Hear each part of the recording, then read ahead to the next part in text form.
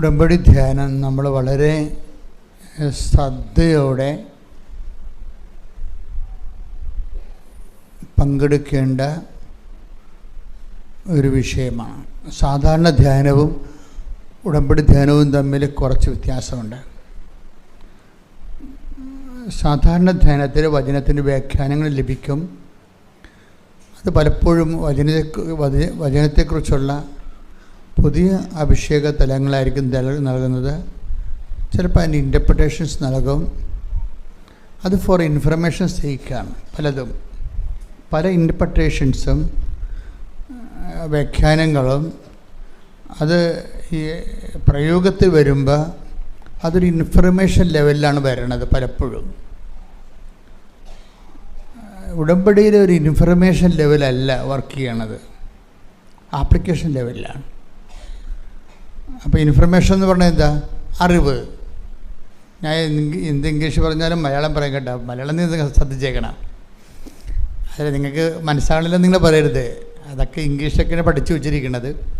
പറയുമ്പോൾ അതിൻ്റെ മലയാളവും പറയും. അപ്പം അതുകൊണ്ട് ഈ സാധാരണ വചനങ്ങളെല്ലാം ഇപ്പോൾ നമ്മൾ വ്യാഖ്യാനിക്കുമ്പോൾ അതിൻ്റെ ഇൻഫർമേഷൻ ലെവൽ നമ്മുടെ അറിവ് വർദ്ധിക്കും. അത് ഫോർ ഇൻഫർമേഷൻ സേക്കാൻ, അത് അറിവ് കൂടുന്നു. അതനുസരിച്ച് നമ്മൾ ആധ്യാത്മിക പ്രബുദ്ധരാകുന്നു. അതാണ് എൻ്റെ ഉദ്ദേശം. കുറച്ച് ഈടുവെപ്പ്, കുറച്ച് നമ്മുടെ വിശ്വാസ ജീവിതത്തിന് കുറച്ചുകൂടി ആഴം, തൂക്കം, വെയിറ്റ് വെക്കുക. പറന്നു പോകത്തില്ല, അതാണ്. പക്ഷേ ഉടമ്പടി ധ്യാനത്തിൽ വരുമ്പോൾ ഉണ്ടാകുന്ന വിഷയം ആപ്ലിക്കേഷൻ ലെവലാണ്. ആപ്ലിക്കേഷൻ ലെവൽ എന്ന് പറഞ്ഞാൽ എന്താണ്? അപ്ലൈഡ് ബിബ്ലിക്കൽ തിയോളജിയാണ് ഈ പറയണത്. തിയോളജി അല്ല, സ്പിരിച്വാലിറ്റി. അപ്ലൈഡ് ബിബ്ലിക്കൽ സ്പിരിച്വാലിറ്റി എന്ന് പറഞ്ഞു കഴിഞ്ഞാൽ പ്രയോഗാത്മകമായിട്ടുള്ള ബൈബിൾ വിജ്ഞാനീയം. അത് പ്രയോഗിക്കാനുള്ളതാണ്. അല്ലാതെ കേട്ട് പ്രബുദ്ധരാകാനുള്ളതല്ല. പ്രബുദ്ധതയല്ല ഉദ്ദേശം, പ്രയോഗമാണ്. എനിക്ക് ഭയങ്കര സന്തോഷമാണ് ഇപ്പോഴൊക്കെ. എന്താ കാരണം വെച്ച് കഴിഞ്ഞാൽ വളരെ എലൈറ്റ് ഓഡിയൻസ് ഉടമ്പടി അവരുടെ ലെവലിൽ അതെടുക്കുന്നുള്ളതാണ്. എല്ലാവരും ഉടമ്പടി എടുക്കുന്നുണ്ട്. ഉടമ്പടിയുടെ ഒരു ഗുണമെന്ന് പറയണത് വളരെ വിദ്യാഭ്യാസം കുറഞ്ഞവർക്ക് തൊട്ട് ഏറ്റവും നല്ല വിദ്യാഭ്യാസം ഉള്ളവർക്ക് വരെ ഒരുപോലെ ഒരു റിസൾട്ട് ഉണ്ടാക്കാൻ പറ്റുന്നതാണ്.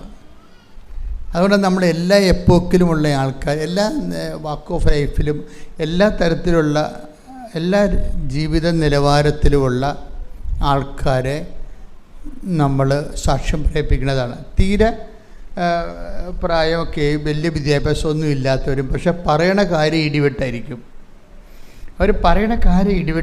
എന്താ കാര്യം?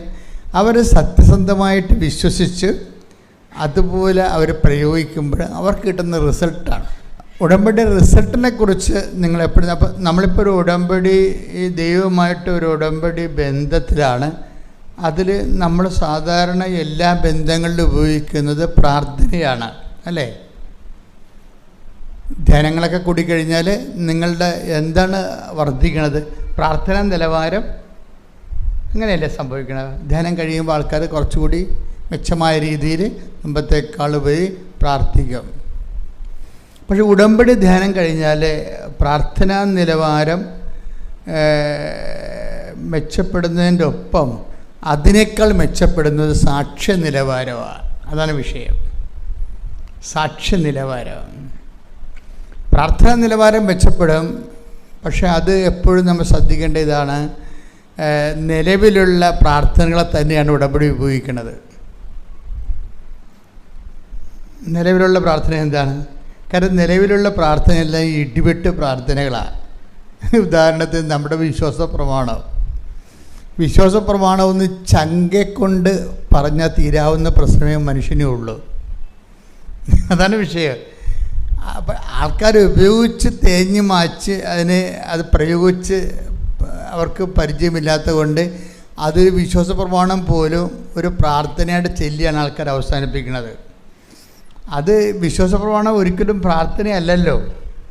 നമ്മൾ ചെല്ലണത്, വിശ്വാസ പ്രമാണം ചെല്ലണത് പ്രാർത്ഥനയായിട്ടാണ് ചെല്ലണത്.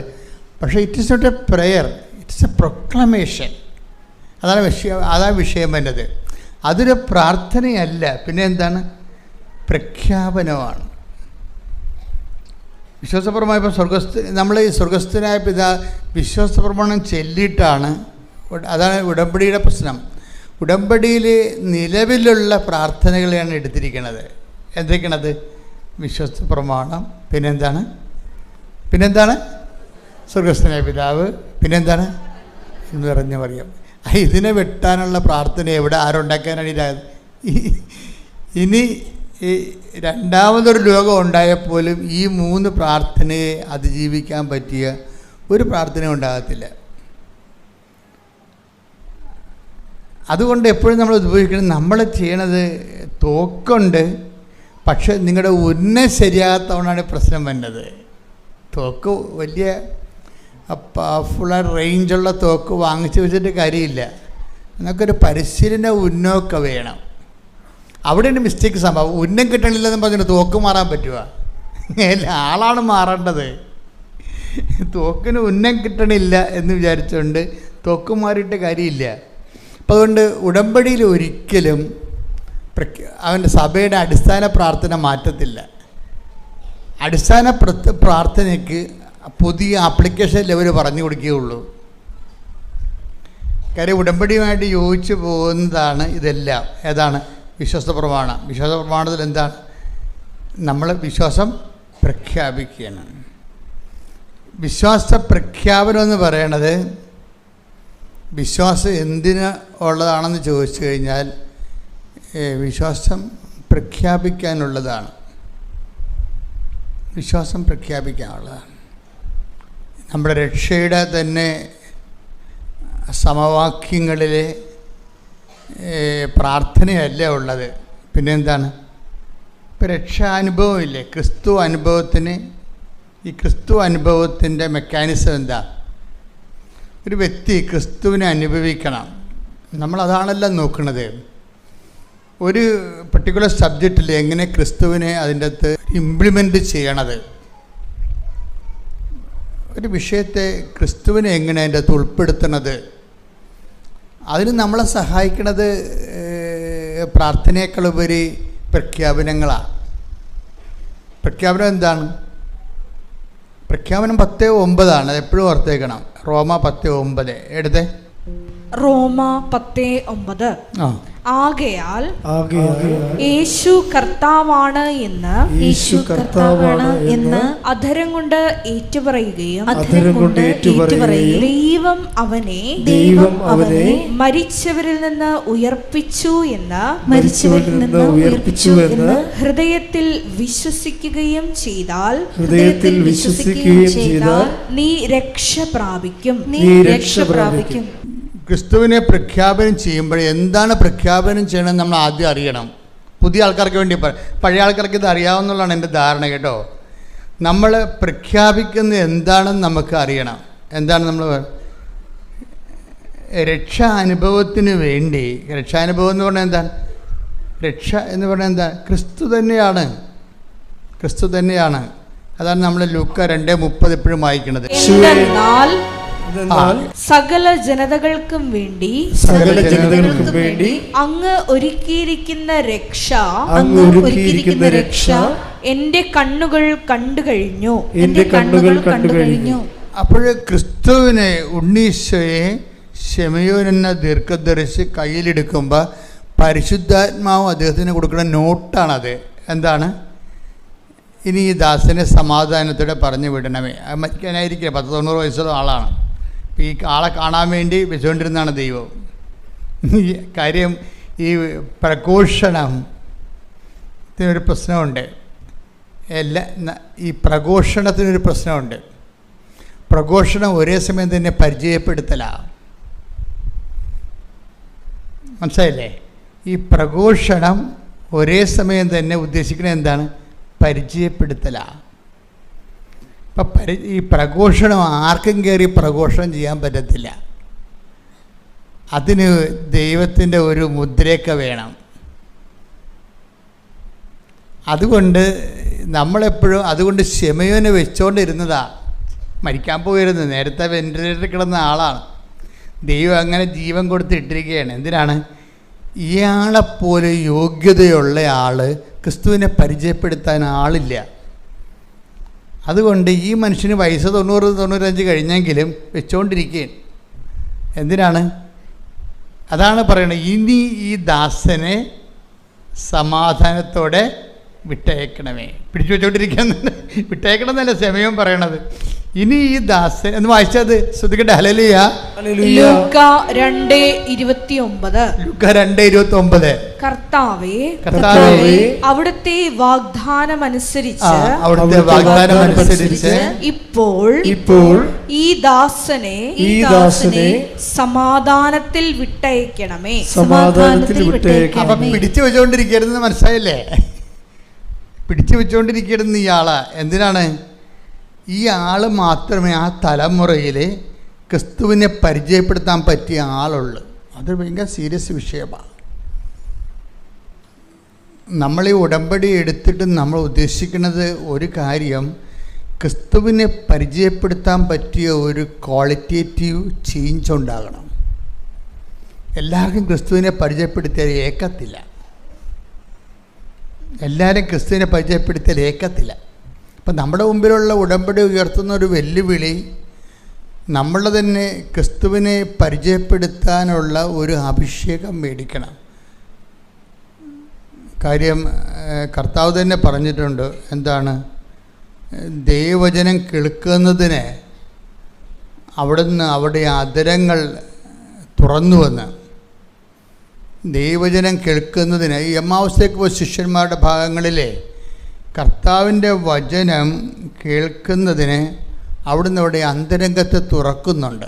നമ്മൾ ഈ ശിമയോനെ പോലെ ഒരു ദൈവത്തിൻ്റെ ഒരു പ്രത്യേക അഭിഷേകം നമ്മൾ നേടിയെടുക്കണം.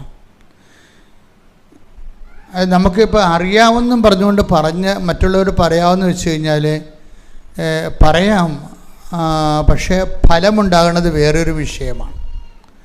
ഫലമുണ്ടാകണമെന്നുണ്ടെങ്കിൽ നമുക്കതിനുള്ള അഭിഷേകം കിട്ടണം. അതിനുള്ള അഭിഷേകം അത് നമ്മൾ ആർജിക്കണത് നമ്മളുടെ ദൈവസ്നേഹത്തിൽ നിന്നാണ് ആർജിക്കണത്. വിശ്വാസത്തിൽ നല്ല ആർജിക്കണത്. വിശ്വാസം അതിൻ്റെ ഒരു ആദ്യ പടിയാണ്.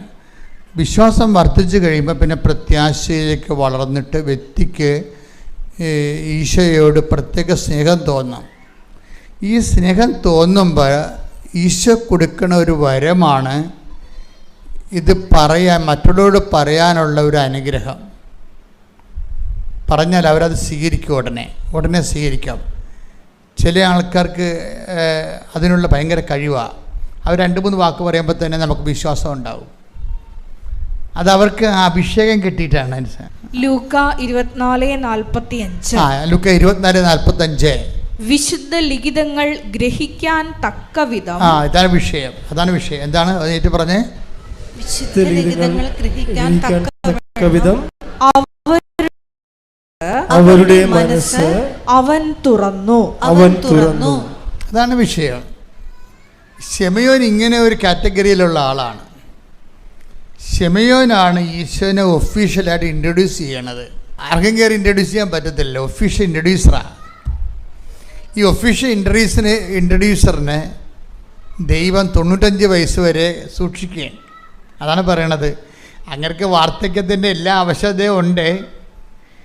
അങ്ങേര് ചത്തതിനൊക്കെ ജീവിച്ചിരിക്കുകയാണ്. എത്രയും വേഗം ദൈവം എന്നെ വിളിച്ചാന്ന് പറഞ്ഞിരിക്കുന്ന ആളാണ്. എത്രയും വേഗം പോകാൻ വേണ്ടി എന്നെ വിളിച്ചാന്ന് മതി, വിളിക്കണില്ല. അപ്പോൾ ദൈവം പറഞ്ഞു, നിൽക്ക് ഒരാൾ വരാറുണ്ട്. അയാളെ പരിചയപ്പെടുത്താൻ വേറെ ഈ തലമുറയിൽ ആരും ഇല്ല, നീയേ ഉള്ളൂ. അവിടെ നിൽക്ക്, ബഹളം ഉണ്ടാക്കല്ലേ, ധൃതി ഉണ്ടാക്കല്ലേ. അപ്പോൾ ആദ്യം വന്നിട്ട് ഇയാളെ ദേവാലയത്തിൽ വരുമ്പോൾ, ഉണ്ണീശ്വരനെ കൊണ്ട് മാതാവ് ദേവാലയത്തിൽ വരുമ്പോൾ ശിമയോനവിടെ ഉണ്ട്. ശിമയോൻ ഉണ്ണിയെ കയ്യിൽ വാങ്ങിക്കുന്നുണ്ട്. എന്നിട്ട് ശിമയോൻ പിന്നീട് തന്നോട് പറഞ്ഞ എല്ലാ കാര്യവും പറയും. എല്ലാ മനുഷ്യർക്കും വേണ്ടി ഒരുക്കിയിരിക്കുന്ന രക്ഷ എന്ന ഭയങ്കര വർത്തമാനമാണത്. വല്ലാത്ത വർത്തമാനമാണ്. ഒന്ന് പറഞ്ഞ്, എല്ലാ മനുഷ്യർക്കും വേണ്ടി ഒരുക്കിയിരിക്കുന്ന രക്ഷ. എല്ലാ മനുഷ്യരും എല്ലാ മനുഷ്യരും അംഗീകരിച്ചില്ലെങ്കിലും ദൈവത്തിന് വേറെ ഒരു സെക്കൻഡ് ഓപ്ഷൻ ഇല്ല. എല്ലാത്തിനും പ്ലാൻ ബി ഇല്ലേ? എല്ലാ കാര്യങ്ങൾക്കും പ്ലാൻ ബി ഉണ്ട്. ഇപ്പം ഖുമൈനിയെ ഇപ്പം സദ്ദാം ഹുസൈൻ അത് കൊന്നു കളഞ്ഞപ്പോൾ ആ രാജ്യം അസ്തമിച്ചു പോയി. അപ്പോൾ ഇറാൻകാർക്കത് മനസ്സിലായി, ഖൊമൈനിയെ തട്ടു എപ്പോഴായാലും, പക്ഷേ രാജ്യം അസ്തമിക്കരുത്. അതുകൊണ്ട് ഇറാൻ 33 ഭാഗങ്ങളായിട്ട് തിരിച്ചിട്ട് 33 മലകളുടെ അടിയിൽ സ്വന്തമായിട്ട് സൈനിക കമാൻഡ് കൊടുത്തിട്ട് എങ്ങാനും പ്രസിഡൻ്റ് തട്ടിപ്പോയാൽ അപ്പോഴെല്ലാവരും പ്രസിഡൻ്റ് ആകണമെന്ന് പറഞ്ഞിരിക്കണേ. നിങ്ങൾക്ക് സ്വന്തമായിട്ട് തീരുമാനിക്കാം, സ്വന്തമായിട്ട് യുദ്ധം ചെയ്യാം. അതാണ് പ്ലാൻ ബി എന്ന് പറയണത്. Plan B. ആ പ്ലാൻ ബി ആണ് ഇപ്പോൾ വർക്ക് ചെയ്തിരിക്കുന്നത്. അതുകൊണ്ടാണ് പല ശക്തൻ രാജ്യങ്ങളും വെള്ളം കുടിക്കേണ്ട കാര്യം അതാണ്. പ്ലാൻ ബി വർക്ക് ചെയ്യുകയാണ്. എവിടുന്ന് എപ്പം മിസൈൽ വരുമെന്ന് ആർക്കും അറിയാൻ പറ്റത്തില്ല. പക്ഷെ ദൈവം രക്ഷയ്ക്ക് വേണ്ടി ഇങ്ങനെ ഒരു പ്ലാൻ ബി വെച്ചിട്ടില്ല. അതാണ് പ്രശ്നം. Whether you admit or not, that is your problem. അത് ദൈവത്തിൻ്റെ പ്രശ്നമല്ല. നിങ്ങളത് അംഗീകരിക്കുന്നുണ്ടോ ഇല്ലയോ അത് നിങ്ങളുടെ ശാപമോ അനുഗ്രഹമോ ആണ്. മറിച്ച് ദൈവം ഒരു പ്ലാൻ ബി വെച്ചിട്ടില്ല. പ്ലാൻ എ മാത്രമേ ഉള്ളൂ. അതാണ് എന്താ പറയണത്? എല്ലാ മനുഷ്യർക്കും വേണ്ടി ഒരുക്കിയിരിക്കുന്ന, പറഞ്ഞേ, എല്ലാ മനുഷ്യർക്കും വേണ്ടി ഒരുക്കിയിരിക്കുന്ന, അത് ഒന്നുകൂടി അർത്ഥം പറഞ്ഞേ, എല്ലാ മനുഷ്യർക്കും വേണ്ടി ഒരുക്കിയിരിക്കുന്ന രക്ഷ എൻ്റെ കണ്ണുകൊണ്ട് കണ്ടിരിക്കുന്നു. ഇനി എന്താ ചെയ്യേണ്ടത്? ഇനി ഈ ദാസനെ എൻ്റെ ദൗത്യം തീർന്നു. അതുകൊണ്ട് ഇനി എന്നെ സമാധാനത്തിലൂടെ നീ എന്നെ തിരിച്ചു വിളിക്കണം. ശിമോൻ്റെ വിശ്വാസമൊക്കെ എന്നാ ഒരു വിശ്വാസമാണ്. തിരിച്ചു വിളിക്കാൻ അങ്ങോട്ട് പറയുകയാണ്, എൻ്റെ ദൗത്യം തീർന്നു, ഇനി എന്നെ സമാധാനത്തോടെ അങ്ങ് തിരിച്ച് വിളിക്കണമേ. പക്ഷെ സമയം പറയണേ എന്താ? ഈ ശിശു എല്ലാ മനുഷ്യർക്കും വേണ്ടിയുള്ള രക്ഷയാണ്. ഇപ്പം രക്ഷ എന്ന് പറയുന്ന ഈ സിംഗിൾ പ്ലാൻ എന്താ വിഷയം? അതെന്താണ്? നമ്മൾ യേശു കർത്താവാണെന്നുള്ളതാണ്. യേശു കർത്താവാണ്. പിന്നെന്താണ്? നമ്മൾ ഏറ്റുപറയണ എന്ത് സംഭവമാണ്? യേശു കർത്താവാണെന്ന് അധരം കൊണ്ട് ഏറ്റുപറയുകയും, പിന്നെന്താണ്? ദൈവം അവനെ മരിച്ചെന്ന് ഉയർപ്പിച്ചെന്ന് ഹൃദയത്തിൽ വിശ്വസിക്കുകയും ചെയ്യും. അപ്പം ഹൃദയം ഇതിൻ്റെ അകത്തൊരു പ്രധാനപ്പെട്ട വിഷയമാണ്. ഹൃദയത്തിൻ്റെ ജോലി എന്താ? ഇങ്ങനെ മിടിച്ചുകൊണ്ടിരിക്കണ മാത്രമല്ല, ഹൃദയത്തിന് വേറെ ഒരു ജോലിയുണ്ട്. എന്താ ഹൃദയത്തിൻ്റെ ജോലി? ദൈവം അവന് മരിച്ചെന്ന് ഉയർപ്പിക്കണം. അതാണ് വിഷയം. ഹൃദയത്തിൻ്റെ ജോലി എന്ന് പറയുന്നത് ആ ബയോളജിക്കൽ ഫങ്ഷനാണ് മിടിച്ചുകൊണ്ടിരിക്കുക എന്നുള്ളത്. മിടിച്ചുകൊണ്ടിരിക്കുക. അതിൻ്റെ സ്പിരിച്വൽ ഫങ്ഷൻ എന്താ? ഹൃദയത്തിനൊരു ആധ്യാത്മികമായ ദൗത്യമുണ്ട്. അതെന്താണ്?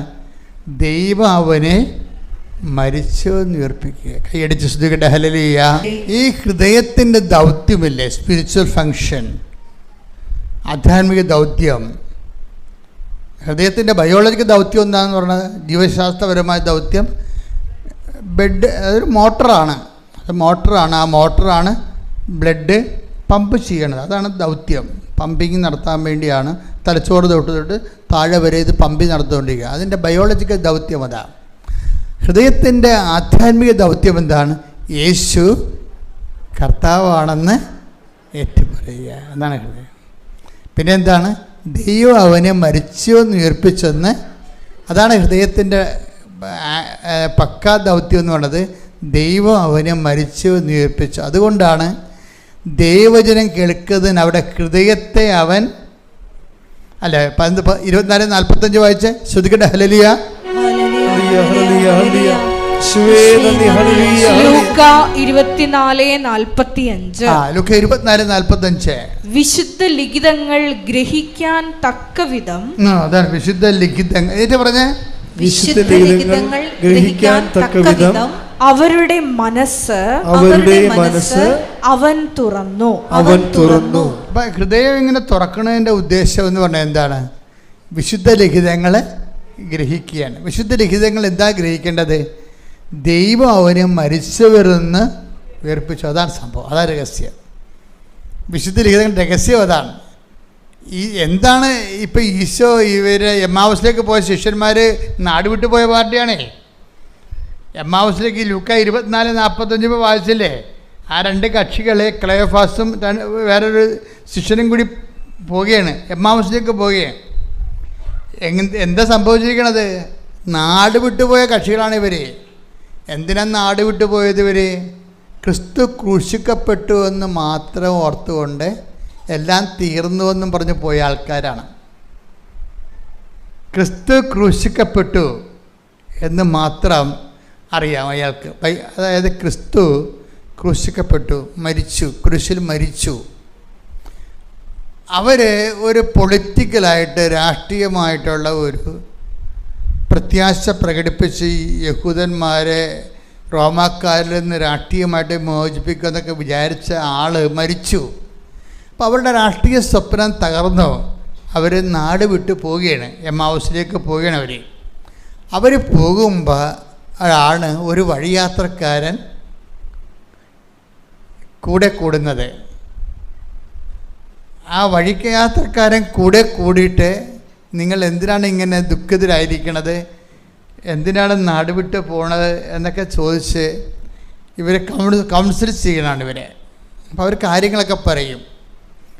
ഈ ദിവസങ്ങളിൽ ജെറുസലേമിൽ നടന്ന കാര്യങ്ങളെക്കുറിച്ച് ഒരു ഐഡിയയും ഇല്ലാത്തയാൾ നീ ഈ നാട്ടുകാരനല്ലേ എന്ന് ചോദിക്കും വഴിയാത്രക്കാരനോട്. ഈ നാട്ടുകാരൻ അപ്പോൾ ഈശോ അറിയാത്ത മട്ടും ചോദിക്കും എന്ത് സംഭവമാണ്. അപ്പോൾ ഇങ്ങനെ പറയും, ഞങ്ങളുടെ നസ്രായന യേശു മനുഷ്യരുടെ മുമ്പിൽ വാക്കിലും പ്രവൃത്തിയിലും മിശിഹ രക്ഷകനായിട്ട് ഞങ്ങൾ കരുതി. പക്ഷെ ഞങ്ങളുടെ പുരോഹിതന്മാർ അധികാരികളും അവനെ കൊന്നു. ഇത് 3-ാം ദിവസമാണ്. അപ്പോഴാണ് ഈശോ ഒരു ചോദ്യം ചോദിക്കണത്. എന്താ ചോദിക്കണത്? വിശുദ്ധ ലിഖിതങ്ങൾ അറിയാത്ത മന്ദബുദ്ധികളെ, അതാണ് വിഷയം. Take the word of God. ശ്രുതികടെ ഹല്ലേലൂയ. ലൂക്ക 24:25. അപ്പോൾ അവൻ അവരോട് പറഞ്ഞു, ഭോഷന്മാരെ പ്രവാചകന്മാർ പറഞ്ഞിട്ടുള്ളത് വിശ്വസിക്കാൻ കഴിയാത്ത വിധം ഹൃദയം മന്ദീഭവിച്ചവരെ ക്രിസ്തു ഇതെല്ലാം സഹിച്ച് മഹത്വത്തിലേക്ക് പ്രവേശിക്കേണ്ടിയിരുന്നില്ലേ. അപ്പോൾ ഈ സഹനം പറഞ്ഞിട്ട് ഉടനെ എന്താ പറയണത്? മിശിഹ ഇതെല്ലാം സഹിച്ച് മഹത്വത്തിലേക്ക് പ്രവേശിക്കേണ്ടിയിരുന്നില്ലേ. അപ്പോൾ എന്താണ് ചോദ്യം? ഹൃദയം മന്ദീഭവിച്ചിരിക്കുകയാണ്.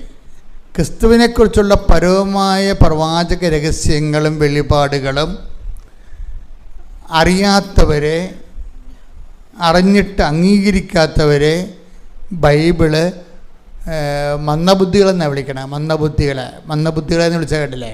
മന്ദബുദ്ധികളെ എന്താണ്? ക്രിസ്തു ഇതെല്ലാം സഹിച്ച്. ബൈബിൾ വായിക്കണേ എന്തിനു വേണ്ടിയാ? ബൈബിൾ വായിക്കണ ബൈബിൾ ക്വിസിന് പങ്കെടുത്തിട്ട് സ്റ്റേറ്റിൽ 1-ാം റാങ്ക് മേടിക്കാനാണ്. ബൈബിളൊക്കെ ഈ രീതിയിലാണ് ഇപ്പോൾ പഠിപ്പിക്കണമെന്നേ ഉള്ളൂ. ബൈബിൾ ക്വിസിനുള്ളതല്ല. ബൈബിള് രക്ഷയുടെ രഹസ്യങ്ങൾ മനസ്സിലാക്കി, അല്ല പദങ്ങൾ ഓർത്തിരിക്കാൻ. ഞങ്ങളെ പണ്ട് ഞാൻ ഫിലോസഫിയിൽ 1-ാം കൊല്ലം ചെല്ലുമ്പോൾ ബാക്ക്ഗ്രൗണ്ട് ദി ബൈബിൾ എന്നും പറഞ്ഞൊരു കോഴ്സ് ഉണ്ടായിരുന്നു. Background the Bible. അപ്പം ഞാനാണെങ്കിൽ ഇങ്ങനെ ബൈബിള് പഠിക്കാൻ വേണ്ടി കൊതിച്ചിരിക്കുകയാണ്. അപ്പോൾ ഒരു ബൈബിളിൽ ഡോക്ടറേറ്റ് എടുത്തൊരു അച്ഛൻ വന്നിട്ട് ബാക്ക്ഗ്രൗണ്ട് ദി ബൈബിൾ പഠിപ്പിക്കും. അപ്പോൾ പഠിപ്പിക്കണത് എന്താണ്? ലേക്ക് കുലയെന്ന് പറഞ്ഞ തടാകമുണ്ട്, അതിൽ നിന്നാണ് ജോർദാൻ നദി വരണത്. അതിൻ്റെ അകത്ത് ഇത്ര ഗാലം വെള്ളമുണ്ടെന്ന്. ഞാൻ തന്നെ ഓർത്ത് മണ്ണാങ്കട്ട വല്ല കഥയുണ്ട്, വെറുതെ ഇവിടെ വന്ന് പണി മേടിച്ചല്ലെന്ന് ഓർത്ത്. ഇതല്ല ബൈബിള്. ബൈബിളെന്ന് പറയുന്നത് ജിയോഗ്രഫി അല്ല. അതിൻ്റെ പിന്നിലെല്ലാം കടന്നു പോകുന്ന ദൈവികമായ പദ്ധതിയുണ്ട്. മന്ദബുദ്ധികളെ, പ്രവാചക വചനങ്ങൾ മനസ്സിലാക്കാൻ കഴിവില്ലാതിരുന്നവരെ എന്താണ്? ക്രിസ്തു ഇതെല്ലാം സഹിച്ച് മഹത്വത്തിലേക്ക് കരയേറേണ്ടത് ആവശ്യമായിരുന്നില്ലേ? അപ്പം ചില സഹനങ്ങൾ നമുക്ക് ആവശ്യമാണെന്നുള്ളതാണ് ബൈബിളിൻ്റെ ഒരു നിലപാട്. നമ്മൾ തട്ടിക്കളയാൻ നോക്കേണ്ട കാര്യമില്ല. ചില സഹനങ്ങളെ തട്ടിക്കളഞ്ഞാൽ പോണ സഹനങ്ങളുണ്ട്, പോകാത്ത സഹനങ്ങളുണ്ട്. സഹനങ്ങളെ രണ്ട് തരത്തിൽ നമുക്ക് തിരിക്കാം, അല്ലേ? സഹനങ്ങളെ രണ്ട് തരത്തിൽ തിരിക്കാം. തട്ടിക്കളഞ്ഞാൽ പോകുന്ന സഹനങ്ങൾ, അങ്ങനെ പോകുന്ന സഹനങ്ങളെ തട്ടിക്കളയണം തന്നെയാണ് എൻ്റെ അഭിപ്രായം. തട്ടിക്കളഞ്ഞാലും പോകാത്ത സഹനങ്ങളുണ്ട്. അതെന്തിനുള്ളതാണ്? അത് മഹത്വത്തിനുള്ളതാണ്, നിത്യതയ്ക്ക് വേണ്ടിയുള്ളതാണ്. അത് നമ്മൾ വളരെ ശ്രദ്ധിച്ച് വേണം എടുക്കാൻ. സഹനം രണ്ട് വിധമാണ്. തട്ടിക്കളഞ്ഞാൽ പോകുന്ന സഹനങ്ങളുണ്ട്, തട്ടിക്കളഞ്ഞാലും പോകാത്ത സഹനമുണ്ട്. ഈ തട്ടിക്കളഞ്ഞാലും പോകാത്ത സഹനങ്ങൾ ഈശോ തട്ടി വീഴുന്നൊരു വീഴ്ച ഉണ്ട്. ഗെത്സേമനിൽ വെച്ച് പിതാവേ സാധ്യമെങ്കിൽ, അതാണ്. അപ്പോൾ സാധ്യമാകാത്തത് കൊണ്ട് സാധ്യമാകുന്ന സഹനങ്ങളുമുണ്ട്. സഹനം രണ്ട് വിധമുണ്ടെന്ന് ആരാ നമ്മളോട് പറയണത്? ഈശോ തന്നെ പറഞ്ഞത്, അല്ലേ? ഈശോ എന്താ പറഞ്ഞത്? പിതാവേ സാധ്യമെങ്കിൽ ഈ പാനപാത്രം എന്നെ കടന്നു പോകട്ടെ. അപ്പോൾ എന്താണ്? സാധ്യമല്ലെങ്കിൽ അങ്ങയുടെ ഇഷ്ടം നിറവേറട്ടെ. അപ്പോൾ ഈ സാധ്യമല്ലാത്ത സഹനങ്ങൾ, മാറ്റിക്കളയാൻ സാധ്യമല്ലാത്ത സഹനങ്ങളെയാണ് എന്തിനെടുക്കണത്? നമ്മൾ എന്തെന്ന് വിളിക്കണത്? കുരിശെന്ന് വിളിക്കണത്. പിടികിട്ടണ്ട. തട്ടിക്കളഞ്ഞാൽ അപ്പോഴേ ഈ കുരിശ് ആര് നിശ്ചയിക്കും? ദൈവം നിശ്ചയിക്കും. നമ്മളും നിശ്ചയിക്കുമ്പോൾ കുരിശാകും. അതാണ് വിഷയം. ദൈവം നിശ്ചയിക്കും. ദൈവമാണല്ലോ ഈശോയ്ക്ക് കുരിശ് നിശ്ചയിച്ചിരിക്കണത്. അതിനോട് അത് കുരിശായിട്ട് ഈശോയ്ക്ക് തോന്നുന്നത് എപ്പോഴാണ്? ഈശോയും അത് കുരിശായിട്ട് അംഗീകരിക്കും. അവിടെ വെച്ചാണ് കുരിശിന് അഭിഷേകം കിട്ടുന്നത്.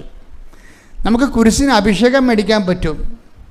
ഇപ്പം ചില ഭാര്യമാർ ഇവിടെ വന്നിട്ട് എന്നോട് പറയും, അപ്പോൾ അവിടുന്ന് ചീട്ട് വാങ്ങിക്കും. രേഖ വേണമല്ല, രേഖ വേണമല്ല. അവിടുന്ന് നിങ്ങൾ പറയുന്ന കാര്യത്തിന് ആൾക്കാരെ രേഖ കാണിക്കണ്ടേ?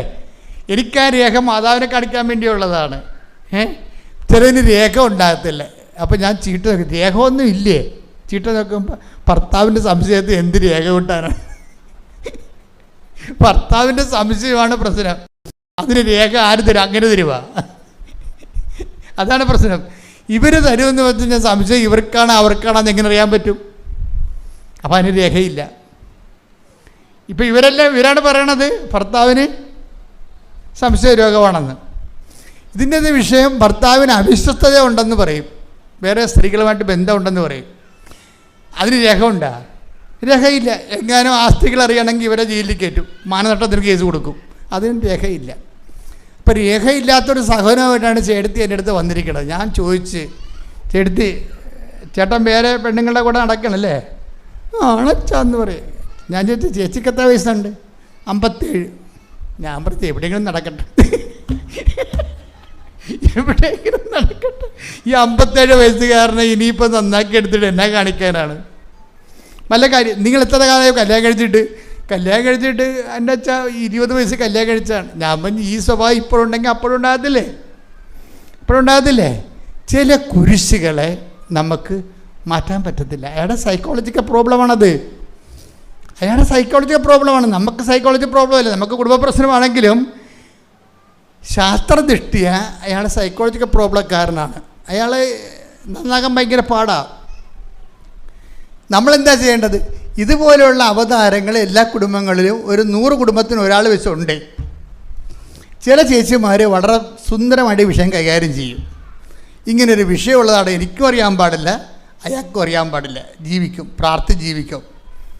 അതൊരു ഇഷ്യൂ ആക്കാൻ നോക്കത്തില്ല. അയ്യോ എന്തുമാത്രം നല്ല മനുഷ്യരാണെന്നറിയാം ഈ ലോകത്തുള്ളത്. അതൊരു ഇഷ്യൂ ആക്കാൻ നോക്കത്തില്ല. അതൊരു മാനസികമായ അവറേഷൻസ് എന്ന് പറയും. അത് വ്യതിചലനങ്ങൾ, ഒരു പേഴ്സണാലിറ്റി ഡിസോർഡറാണത്.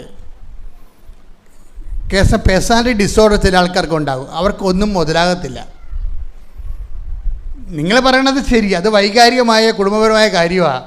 പക്ഷേ ഈ കുടുംബപരമായ വൈകാരിക കാര്യമാണെന്ന് പറഞ്ഞ് നിങ്ങൾക്ക് ആത്മഹത്യ ചെയ്യാവുന്നല്ലാതെ അയാൾക്ക് മാറ്റം ഉണ്ടാകത്തില്ല. കാര്യം മനസ്സിലായില്ലേ? അതാണ് വിഷയം. പിന്നെ എന്തു ചെയ്യും? നമ്മളതിനെ ദൈവനാമത്തെ ബുദ്ധിപരമായിട്ട് എടുക്കും. ഈ കുരിശ് അയാളുടെ പേഴ്സണാലിറ്റി ഡിസോർഡറാണ്. അയാൾക്കൊരു മാനസിക രോഗമാണെന്നുണ്ടെങ്കിൽ നിങ്ങൾ എങ്ങനെ എടുക്കും? അത് ഒരാൾക്കൊരു മാനസിക രോഗമാണെന്നുണ്ടെങ്കിൽ നിങ്ങൾ എങ്ങനെ എടുക്കും അത്? മാനസിക രോഗം ചിലപ്പോൾ സുഖപ്പെടാൻ പറ്റത്തില്ലായിരിക്കും. അപ്പോൾ നിങ്ങൾ അക്സെപ്റ്റ് ചെയ്യും അത്. എന്നാൽ പിന്നെ ഇതെന്താ അക്സെപ്റ്റ് ചെയ്യാൻ പറ്റാത്തത്? ഇത് ഒരു മാനസിക രോഗമാണ്, അത് നിങ്ങൾക്ക് അക്സെപ്റ്റ് ചെയ്യാൻ പറ്റും. അപ്പോൾ ഞാൻ ഞാൻ എന്താണ് അറിയാം, ഞാനിങ്ങനെ ഉപദേശിക്കാൻ കാരണത് ഞാൻ പറയണത് ശരിയായത് കൊണ്ടല്ല. ദൈവദൃശ്യന് തെറ്റാണ്, പക്ഷെ തെറ്റായത് കൊണ്ട് ഈ ചേടത്തി രക്ഷിക്കാൻ പറ്റത്തില്ല. ഈ ചേടത്തി എന്താ ചെയ്യേണ്ടത്? ഈ കുരിശ് വെച്ച് ഇത് കൃപയാക്കാനുള്ള മാർഗങ്ങളെക്കുറിച്ചാണ് ഞാൻ അവർക്ക് അൾത്താറെ പറഞ്ഞു കൊടുക്കേണ്ടത്. അവിടെ സൈക്കോളജിക്കൊന്നും വില പോകത്തില്ല. അവിടെ സൈക്കോളജി പറയേണ്ട ആവശ്യമില്ല. അൾത്താറയിൽ സൈക്കോളജി പറയേണ്ട കാര്യമില്ലല്ലോ. അത് കൗൺസിലിംഗ് റൂമിലാണ് പറയേണ്ടത്. അൾത്താറെ പറയേണ്ടത് എന്താണ്? ഇതൊരു മാറ്റാൻ പറ്റാത്ത കുരിശാണെന്ന് ആധ്യാത്മിക ഗുരുവിന് തോന്നിയാൽ ഈ കുരിശിനെ കൈകാര്യം ചെയ്ത് കൃപയാക്കാനുള്ള സാധ്യതയാണ് ഞങ്ങൾ അൾത്താറയിൽ അന്വേഷിക്കുന്നത്. അതിന് ഇവർക്ക് പറ്റുവാന്ന് നോക്കൂ, ഇവരെ എന്തുമാത്രം പറ്റുമെന്ന് നോക്കൂ. കാര്യം ഇവർക്ക് ചിലർക്കാണെങ്കിൽ ഈ കുരിശിനെ കൺവേർട്ട് ചെയ്ത് കൃപയാക്കാൻ ഭയങ്കര കഴിവാണ്. അങ്ങനെയുള്ളവരോട് ഞാൻ സമയം കൊടുക്കും. അവർക്ക് ഒരു 5 മിനിറ്റ് 6 മിനിറ്റ് കൊടുത്തിട്ട് അവർക്ക് വീണ്ടും കൊടുക്കും. ചിലർക്ക് ചീട്ട് കൊടുത്തു വിടും. ഞാൻ വാങ്ങിച്ച ചീട്ട് തിരിച്ചു കൊടുക്കും. നമുക്ക് ഇനിയും കാണാമെന്നൊക്കെ പറഞ്ഞു വിടും. എന്താ കാര്യം? ഇവർക്ക് ഗ്രോത്ത് ചെയ്യാൻ സാധ്യതയുണ്ട്. ഭജന എന്താ കിടക്കണത്? മിശിഹ എന്താ പറയണത്? ഇതെല്ലാം സഹിച്ച്. അതാണ് ഇതെല്ലാം എന്ന് പറയുമ്പോൾ കുറേ സഹനമുണ്ട്. ഒരു സഹനമായിട്ട് വരത്തില്ല. ഒരു സംശയ രോഗിയുടെ സഹനം എന്ന് പറയുമ്പോൾ സംശയം മാത്രമല്ല സഹനം. അയാൾ പണിക്ക് പോകത്തില്ല, ആ കാശ് നമ്മുടെ വീട്ടിൽ തരത്തില്ല, നമ്മുടെ കടങ്ങൾ പരിഹരിക്കത്തില്ല, നമ്മളെക്കൊണ്ട് കടം മേടിച്ച് പുള്ളി ഭക്ഷണം കഴിക്കും, ആ കാശ് പുള്ളി കൊടുക്കത്തില്ല. എന്തെല്ലാം പ്രശ്നമാണ്. ഒരു സഹനമായിട്ട് ഒരിക്കലും വരത്തില്ല. ഒരു സഹനം, പല സഹനങ്ങൾ വരും. അതാണ് പറയുന്നത് മിശിഹ ഇത് എല്ലാം സഹിച്ച്. അല്ല ഒരു കാര്യമല്ലല്ലോ, ഇതെല്ലാം സഹിച്ച്. എന്താ പറയണത്? വായിച്ച് ശ്രദ്ധിക്കട്ടെ. ഹല്ലേലൂയ. ക്രിസ്തു ഇതെല്ലാം സഹിച്ച് മഹത്വത്തിലേക്ക് പ്രവേശിക്കേണ്ടിയിരുന്നില്ലേ? ഒരു സഹനമല്ല അതിൻ്റെ അകത്ത് വരണത്, പല സഹനങ്ങളാണ് വരണത്. ഇപ്പം മക്കളില്ല എന്ന് വിചാരിക്കും. ഇപ്പം മക്കളില്ല. അപ്പം നിങ്ങളെ ഓരോരോട് പറയും മക്കളില്ലല്ലോ. പിന്നെ ലോകത്തോളം എല്ലാവർക്കും മക്കളുണ്ടാ, പിന്നെ മക്കളുണ്ടായിട്ട് എന്താ പരിപാടി? മലവെക്കന്മാരെ വെട്ടിക്കൊള്ളണ കാണാൻ പാടില്ലേ എന്നൊക്കെ ചോദിക്കാമെങ്കിലും അതൊരു മാനുഷികമായ ചോദ്യമാണ്. മക്കളില്ലാത്തതിൻ്റെ വിഷമം മക്കളില്ലാത്തവർക്കേ മനസ്സിലാകത്തുള്ളൂ, മക്കളുള്ളവർക്ക് മനസ്സിലാകത്തില്ല. മക്കളില്ലാത്തവരുടെ ഒരു വിഷമം അല്ല അതിൻ്റെ വരുന്നത്, പല വിഷമങ്ങളാണ് ഉള്ളത്. എന്തുകൊണ്ടാണ് ആൾക്കാർ ദത്തെങ്കിലും എടുക്കാവുന്ന 45 വയസ്സിൽ വിചാരിക്കുന്നത്? അച്ഛാ 45 അടുത്ത കൊല്ലം 90 ദത്തെടുക്കാൻ പറ്റത്തില്ല. ഇപ്പം ഞങ്ങൾക്ക് 89, 2 പേരുടെ വയസ്സും കൂടി കൂട്ടിയാൽ 2 പേരുടെ വയസ്സും കൂടി കൂട്ടിയാൽ ഇപ്പോൾ 89 നിൽക്കുകയാണ്. അടുത്ത കൊല്ലം 90 2 പേരുടെയും വയസ്സ്. ദത്തെടുക്കാൻ പറ്റത്തില്ല. അതുകൊണ്ട് അച്ഛൻ പറ ദത്തെടുക്കണ വേണ്ടേ എന്ന് പറയും. അപ്പം ഞാൻ മെസ്സേജ് എടുത്ത് പറയും എടുക്കണമെന്ന് പറയും, എടുക്കണ്ടെന്ന് പറയും. കാര്യം എന്താണ്? അവരെന്തുകൊണ്ടാണ് ഇപ്പോൾ ഈ ദത്തെടുക്കാൻ പറയണത്? അവിടെ മനസ്സിൽ ഒരു രഹസ്യ ദുഃഖം കിടക്കാനുണ്ട്. എന്താണ്? ഇപ്പം തന്നെ ഞങ്ങൾക്ക് മക്കൾ ഉണ്ടാവരുതെന്നും പറഞ്ഞാണ് അനിയനും ഭാര്യയും പ്രാർത്ഥിച്ചുകൊണ്ടിരിക്കുന്നത്. അവരിനി ഉടമ്പടി എടുത്തിട്ടുണ്ടാകുന്ന എനിക്കറിയത്തില്ല. ചേട്ടന് മക്കളുണ്ടാകല്ലേ എന്ന് പറഞ്ഞ് ഉടമ്പടി എടുത്തിട്ടുണ്ടാകുന്ന അറിയത്തില്ല. ഉടമ്പടി പല വിധമാണല്ല, നമുക്കറിയാൻ പറ്റത്തില്ല. ഓരോരുത്തരും വന്ന് എന്ത് പണിയാണ് ദൈവത്തിന് കൊടുക്കണമെന്ന് അറിയാൻ പറ്റത്തില്ലല്ല. ദൈവത്തിന് പണി കൊടുക്കാൻ പറ്റുന്നുണ്ട് ഉടമ്പടി എടുത്തിട്ട്. ചേട്ടായിക്ക് മക്കളില്ല എന്നുണ്ടെങ്കിൽ അതിൻ്റെ ഓഹരി ഞങ്ങൾക്ക് കിട്ടും. അപ്പോൾ 2 ആമ്പളക്കളാണ് അനിയന്മാർക്കുള്ളത്. അപ്പോൾ അനിയന്മാർക്കുള്ളപ്പോൾ അനിയന് 2 ആമ്പക്കളുണ്ട്. അപ്പോൾ അവന്മാർക്ക് ചേട്ടൻ്റെ മക്കളില്ലാത്തതിൻ്റെ ഓഹരി കിട്ടുമല്ല. അപ്പോൾ എങ്ങാനും ഈ ചേച്ചി വിചാരിക്കണത് ഈ അധികാനെങ്ങാനും മരിച്ചു പോകണമെങ്കിൽ എനിക്ക് പിന്നെ ഇവിടെ നിൽക്കാൻ പറ്റത്തില്ല, അവർക്ക് എന്നെ വിഷമെങ്കിലും തന്ന് അവരെ തന്നെ കൊന്നുകളയും. ആ രഹസ്യ ദുഃഖം ആരോടെങ്കിലും പറയുക? അവർ പറയത്തില്ല. അവർക്ക് പേടിയായിട്ട് മനസ്സിൽ കിടക്കുകയാണ്, മക്കളില്ല. അപ്പോൾ അവർ ഭർത്താവിനോട് പോലും പറയത്തില്ല. നിങ്ങൾക്ക് എങ്ങനെ സംഭവിച്ചാൽ എന്നെ ഇവർ പൊറുപ്പിക്കത്തില്ലെന്ന് പറയുമ്പോൾ അയാൾ തിരിച്ചു ചോദിക്കും, അത് എനിക്കെന്തിനാണ് സംഭവിക്കണത്? നിനക്ക് സംഭവിച്ചാൽ പോരെ എന്ന് ചോദിക്കുമ്പോൾ പണിയായില്ലേ? അതുകൊണ്ട് അയാളോട് പറയാൻ പറ്റത്തില്ല. നീ എന്തിനാ എൻ്റെ കാര്യം പറയണത്? നീ മരിക്കാൻ പാടില്ലേ? ചിലപ്പോൾ ഞാനാണ് ജീവിക്കണമെങ്കിൽ എന്ത് ചെയ്യും? അങ്ങനെ പറഞ്ഞിട്ട് കാര്യമില്ലെന്ന് പറയുമ്പോൾ നമ്മുടെ ദുഃഖം അയാൾക്ക് മനസ്സിലാകുമോ? ഇല്ല. ചേട്ടാ എങ്ങനെ മരിച്ചാൽ ഇവരെന്നെ പൊറുപ്പിക്കുമോ എന്ന് ചോദിച്ചു കഴിഞ്ഞാൽ അയാൾ തിരിച്ചുടനെ ചോദിക്കും, എന്താണ് ഇപ്പം ഞാൻ തന്നെ മരിക്കണം നിർബന്ധം എന്താ? നീയാൾ ആദ്യം മരിക്കണമെങ്കിൽ എന്ത് ചെയ്യും എന്ന് ചോദിച്ചാൽ നമ്മൾ പറയണ ദുഃഖം ഭർത്താവിനും മനസ്സിലാകത്തില്ല. അപ്പോൾ ആരെയും പറഞ്ഞ് മനസ്സിലാക്കാത്തതാവാത്ത കുറേ ദുഃഖങ്ങൾ, സ്വകാര്യ ദുഃഖങ്ങളുണ്ട്. ഉറപ്പല്ലേ? ഈ സ്വകാര്യ ദുഃഖങ്ങൾ ആരോട് പറയാനുള്ളതാണ്? ദൈവത്തോട് പറയാനുള്ളതാണ്. അതാണ് അവരെ പറയണത്. അപ്പം ഞാനാണെങ്കിൽ സീരിയസ് ആയിട്ട് മനസ്സിലാക്കിയ വിഷയം, ഞാൻ ചൂടാകണമെന്ന് പറഞ്ഞാൽ ചുമ്മാ കടലാസ് കാര്യങ്ങൾ ആൾക്കാരെ വന്ന് പറയുമ്പോഴാണ് ഞാൻ ചൂടാകണത്. അല്ല, എന്നോട് സീരിയസ് ആയിട്ട് കാര്യം പറഞ്ഞാൽ ഞാൻ സമയം കൊടുക്കും. അവർക്ക് എന്ത് തിരക്കാണെങ്കിലും സമയം കൊടുക്കും. ആ വിഷയം സീരിയസ് ആണെന്ന് കണ്ടാൽ കൊടുക്കും. നിങ്ങൾ എൻ്റെ വഴക്ക് മേടിക്കുന്നത് നിങ്ങൾ പറയണ കാര്യം കടലാസ് കാര്യമാണ്, തന്നെയല്ല നിങ്ങളുടെ ഉടമ്പടി നിങ്ങൾ ഉഴപ്പാൻ വേണ്ടിയാണ്. ചില ആൾക്കാർ 2 കൊല്ലമായിട്ട് ഉടമ്പടി പുതുക്കിയിട്ടില്ല. ഇന്നലെ വന്ന് ഉടമ്പടി എടുത്തിട്ട് ഇന്നലെ വന്ന് എന്നെ കാണാൻ നോക്കും. അപ്പോൾ എനിക്കറിയാൻ പറ്റും ഈ കാഴ്ചയേ ഉള്ളൂ, ഉടമ്പടി അവരെടുക്കാൻ നീക്കി ജീവിക്കാൻ പോണില്ലെന്ന് പറയും. അപ്പം ഞാൻ അവരെ പാക്ക് ചെയ്ത് കളയും. കാര്യം അവർ തട്ടിപ്പാണ്, അവരെ ഞാൻ പാക്ക് ചെയ്യും ഉടനെ. അപ്പോൾ അതാണ് ഈ ബഹളമൊക്കെ ആൾക്കാരെ കേൾക്കണത്. ഈ ഫ്രോഡ് പാർട്ടി വരുമ്പോൾ പ്രശ്നം ഉണ്ടാവും. ഫ്രോഡ് പാർട്ടി അടുത്ത് വരുമ്പോൾ തന്നെ ഞാൻ വയലൻ്റ് ആകാൻ തുടങ്ങും. കാര്യം എന്താണ്? അത് ഫ്രോഡാണ്, ദൈവത്തിനെ പറ്റിക്കാൻ വേണ്ടി വരികയാണ്. അവൾ അതൊന്നും ചെയ്യാൻ ഉദ്ദേശിക്കണില്ല, പറ്റിപ്പ് പാർട്ടിയാണെന്ന് പറയുമ്പോൾ പറ്റിപ്പ്. അതിൻ്റെ പ്രശ്നം വെച്ച് കഴിഞ്ഞാൽ അവിടെ ഇരിക്കുന്ന ഈ മാനേജർമാർക്ക് വെച്ചാൽ അവിടെ മുമ്പിൽ കരഞ്ഞും കൂപിയും കാണും. ഈ പറ്റിപ്പ് പാർട്ടിക്ക് പരിപാടി ഉണ്ടല്ല, അവർ മിക്കവാറും എല്ലാ കാര്യത്തിനും കരയും. മകളുടെ കല്യാണത്തിനും കരയും, ഭർത്താവിനും മരണത്തിനും കരയും. ഈ സാധനം ആൾക്കാരെ വരുമ്പോൾ കർത്താവ് പറയും, സാധനം 12 കണ്ട പ്രത്യേക ജന്മമാണ്, സൂക്ഷിച്ച് കൈകാര്യം ചെയ്യണമെന്ന് പറയും. പ്രത്യേക സൂക്ഷിച്ച് കൈകാര്യം. ഇപ്പം ഞാൻ ഈ സാധനത്തിന് നല്ലോണം നോക്കും, ഈ സാധനത്തിന് എങ്ങനെ ഇരിക്കണമെന്ന്, ഈ ഫ്രോഡ് എങ്ങനെ ഇരിക്കണമെന്ന്. ഉടമ്പടി 1 കൊല്ലമായിട്ട് ദൈവത്തിനെ പറ്റിച്ചിട്ട് അവസാനം അടുത്ത പറ്റിപ്പിന് വേണ്ടി വന്നിരിക്കണം ആൾക്കാരെ. അപ്പം അതുകൊണ്ടാണ് ആൾക്കാരെ ഇടയ്ക്ക് പൊട്ടലഞ്ചിൽ കേൾക്കണത്. പക്ഷേ സത്യസന്ധമായ കാര്യം പറയുകയാണെങ്കിൽ ഞാൻ കേൾക്കും, മര്യാദയ്ക്ക് കേൾക്കും. കാര്യം അവർക്ക് ഈ ലോകത്ത് കർത്താവ് മാത്രമേ ഉള്ളൂ അവർക്കറിയാം, എനിക്കും അറിയാം. അവർക്ക് ഈ ലോകത്ത് കർത്താവ് മാത്രമേ ഉള്ളൂ. ഇപ്പം എന്താ പറയണത്? ഇപ്പം ഞാനെന്താ ചെയ്യണമെന്ന് വെച്ച് കഴിഞ്ഞാൽ ഈ വചനം ഭയങ്കര വചനമാണ്. എന്താണ് ഏറ്റു പറഞ്ഞാൽ? മിശിഹ ഇതെല്ലാം സഹിച്ച് മഹത്വത്തിലേക്ക് കരയേറേണ്ടത് ആവശ്യമായിരുന്നില്ലേ? അപ്പം ചില സഹനങ്ങളെ നമുക്ക് ഇന്നെവിറ്റബിളാണ്, നമുക്ക് മാറ്റാൻ പറ്റത്തില്ല. ഇനി നമുക്ക് ചെയ്യാനുള്ള ഓപ്ഷൻ എന്ന് പറയണത് ഇതിനെ കൈകാര്യം ചെയ്യാനുള്ള ഗ്രേസ് ഉൽപ്പാദിപ്പിക്കുകയാണ്, ഒരു അഭിഷേകം. ഇതിനെ കൈകാര്യം ചെയ്യും. ഇപ്പോൾ ഈ സഹനത്തെ നമുക്ക് കൈകാര്യം ചെയ്യാൻ പറ്റും. എന്തു ചെയ്യണം? സഹനത്തിൻ്റെ ഒപ്പം തന്നെ ദൈവസ്നേഹം. ഞാൻ എപ്പോഴും ചെയ്യണത് ആ സഹനത്തിൻ്റെ ഒപ്പം അതല്ലെങ്കിൽ അതിനേക്കാൾ കൂടുതൽ ദൈവസ്നേഹം ഇവർക്ക് ഉണ്ടാകാൻ വേണ്ടി ഇവർ ചെയ്യണ ജോലികളെല്ലാം ഇവർക്ക് ചില സമയത്ത് നല്ല ഹോംവർക്ക് കൊടുക്കും. കാര്യം ഹോംവർക്ക് അവർക്ക് ചെയ്യാൻ പറ്റുന്ന ആൾക്കാരുണ്ട്. ചിലരുടെ ഹോംവർക്ക് പറഞ്ഞാൽ അവർ ചെയ്യത്തില്ല. ഇവിടെ എൻ്റെ അടുത്ത് ഭയങ്കരമായിട്ടൊക്കെ പറയും, ഇപ്പം ചെയ്ത് കളയും ഒക്കെ പറയും. അവരൊന്നും ചെയ്യത്തില്ല, നമുക്കറിയാം. അത് ചെയ്യാനുള്ള കാര്യമില്ല. അവർ തട്ടിപ്പാണ് ആൾക്കാർ. ഉടമ്പടി തന്നെ എങ്ങനെയെങ്കിലും ശ്ലോകത്തിൽ കഴിക്കാൻ വേണ്ടി. കാര്യം ഉടമ്പടിക്കുള്ളൊരു ഗുണമെന്ന് പറയണത്, ഉടമ്പടി എടുത്താൽ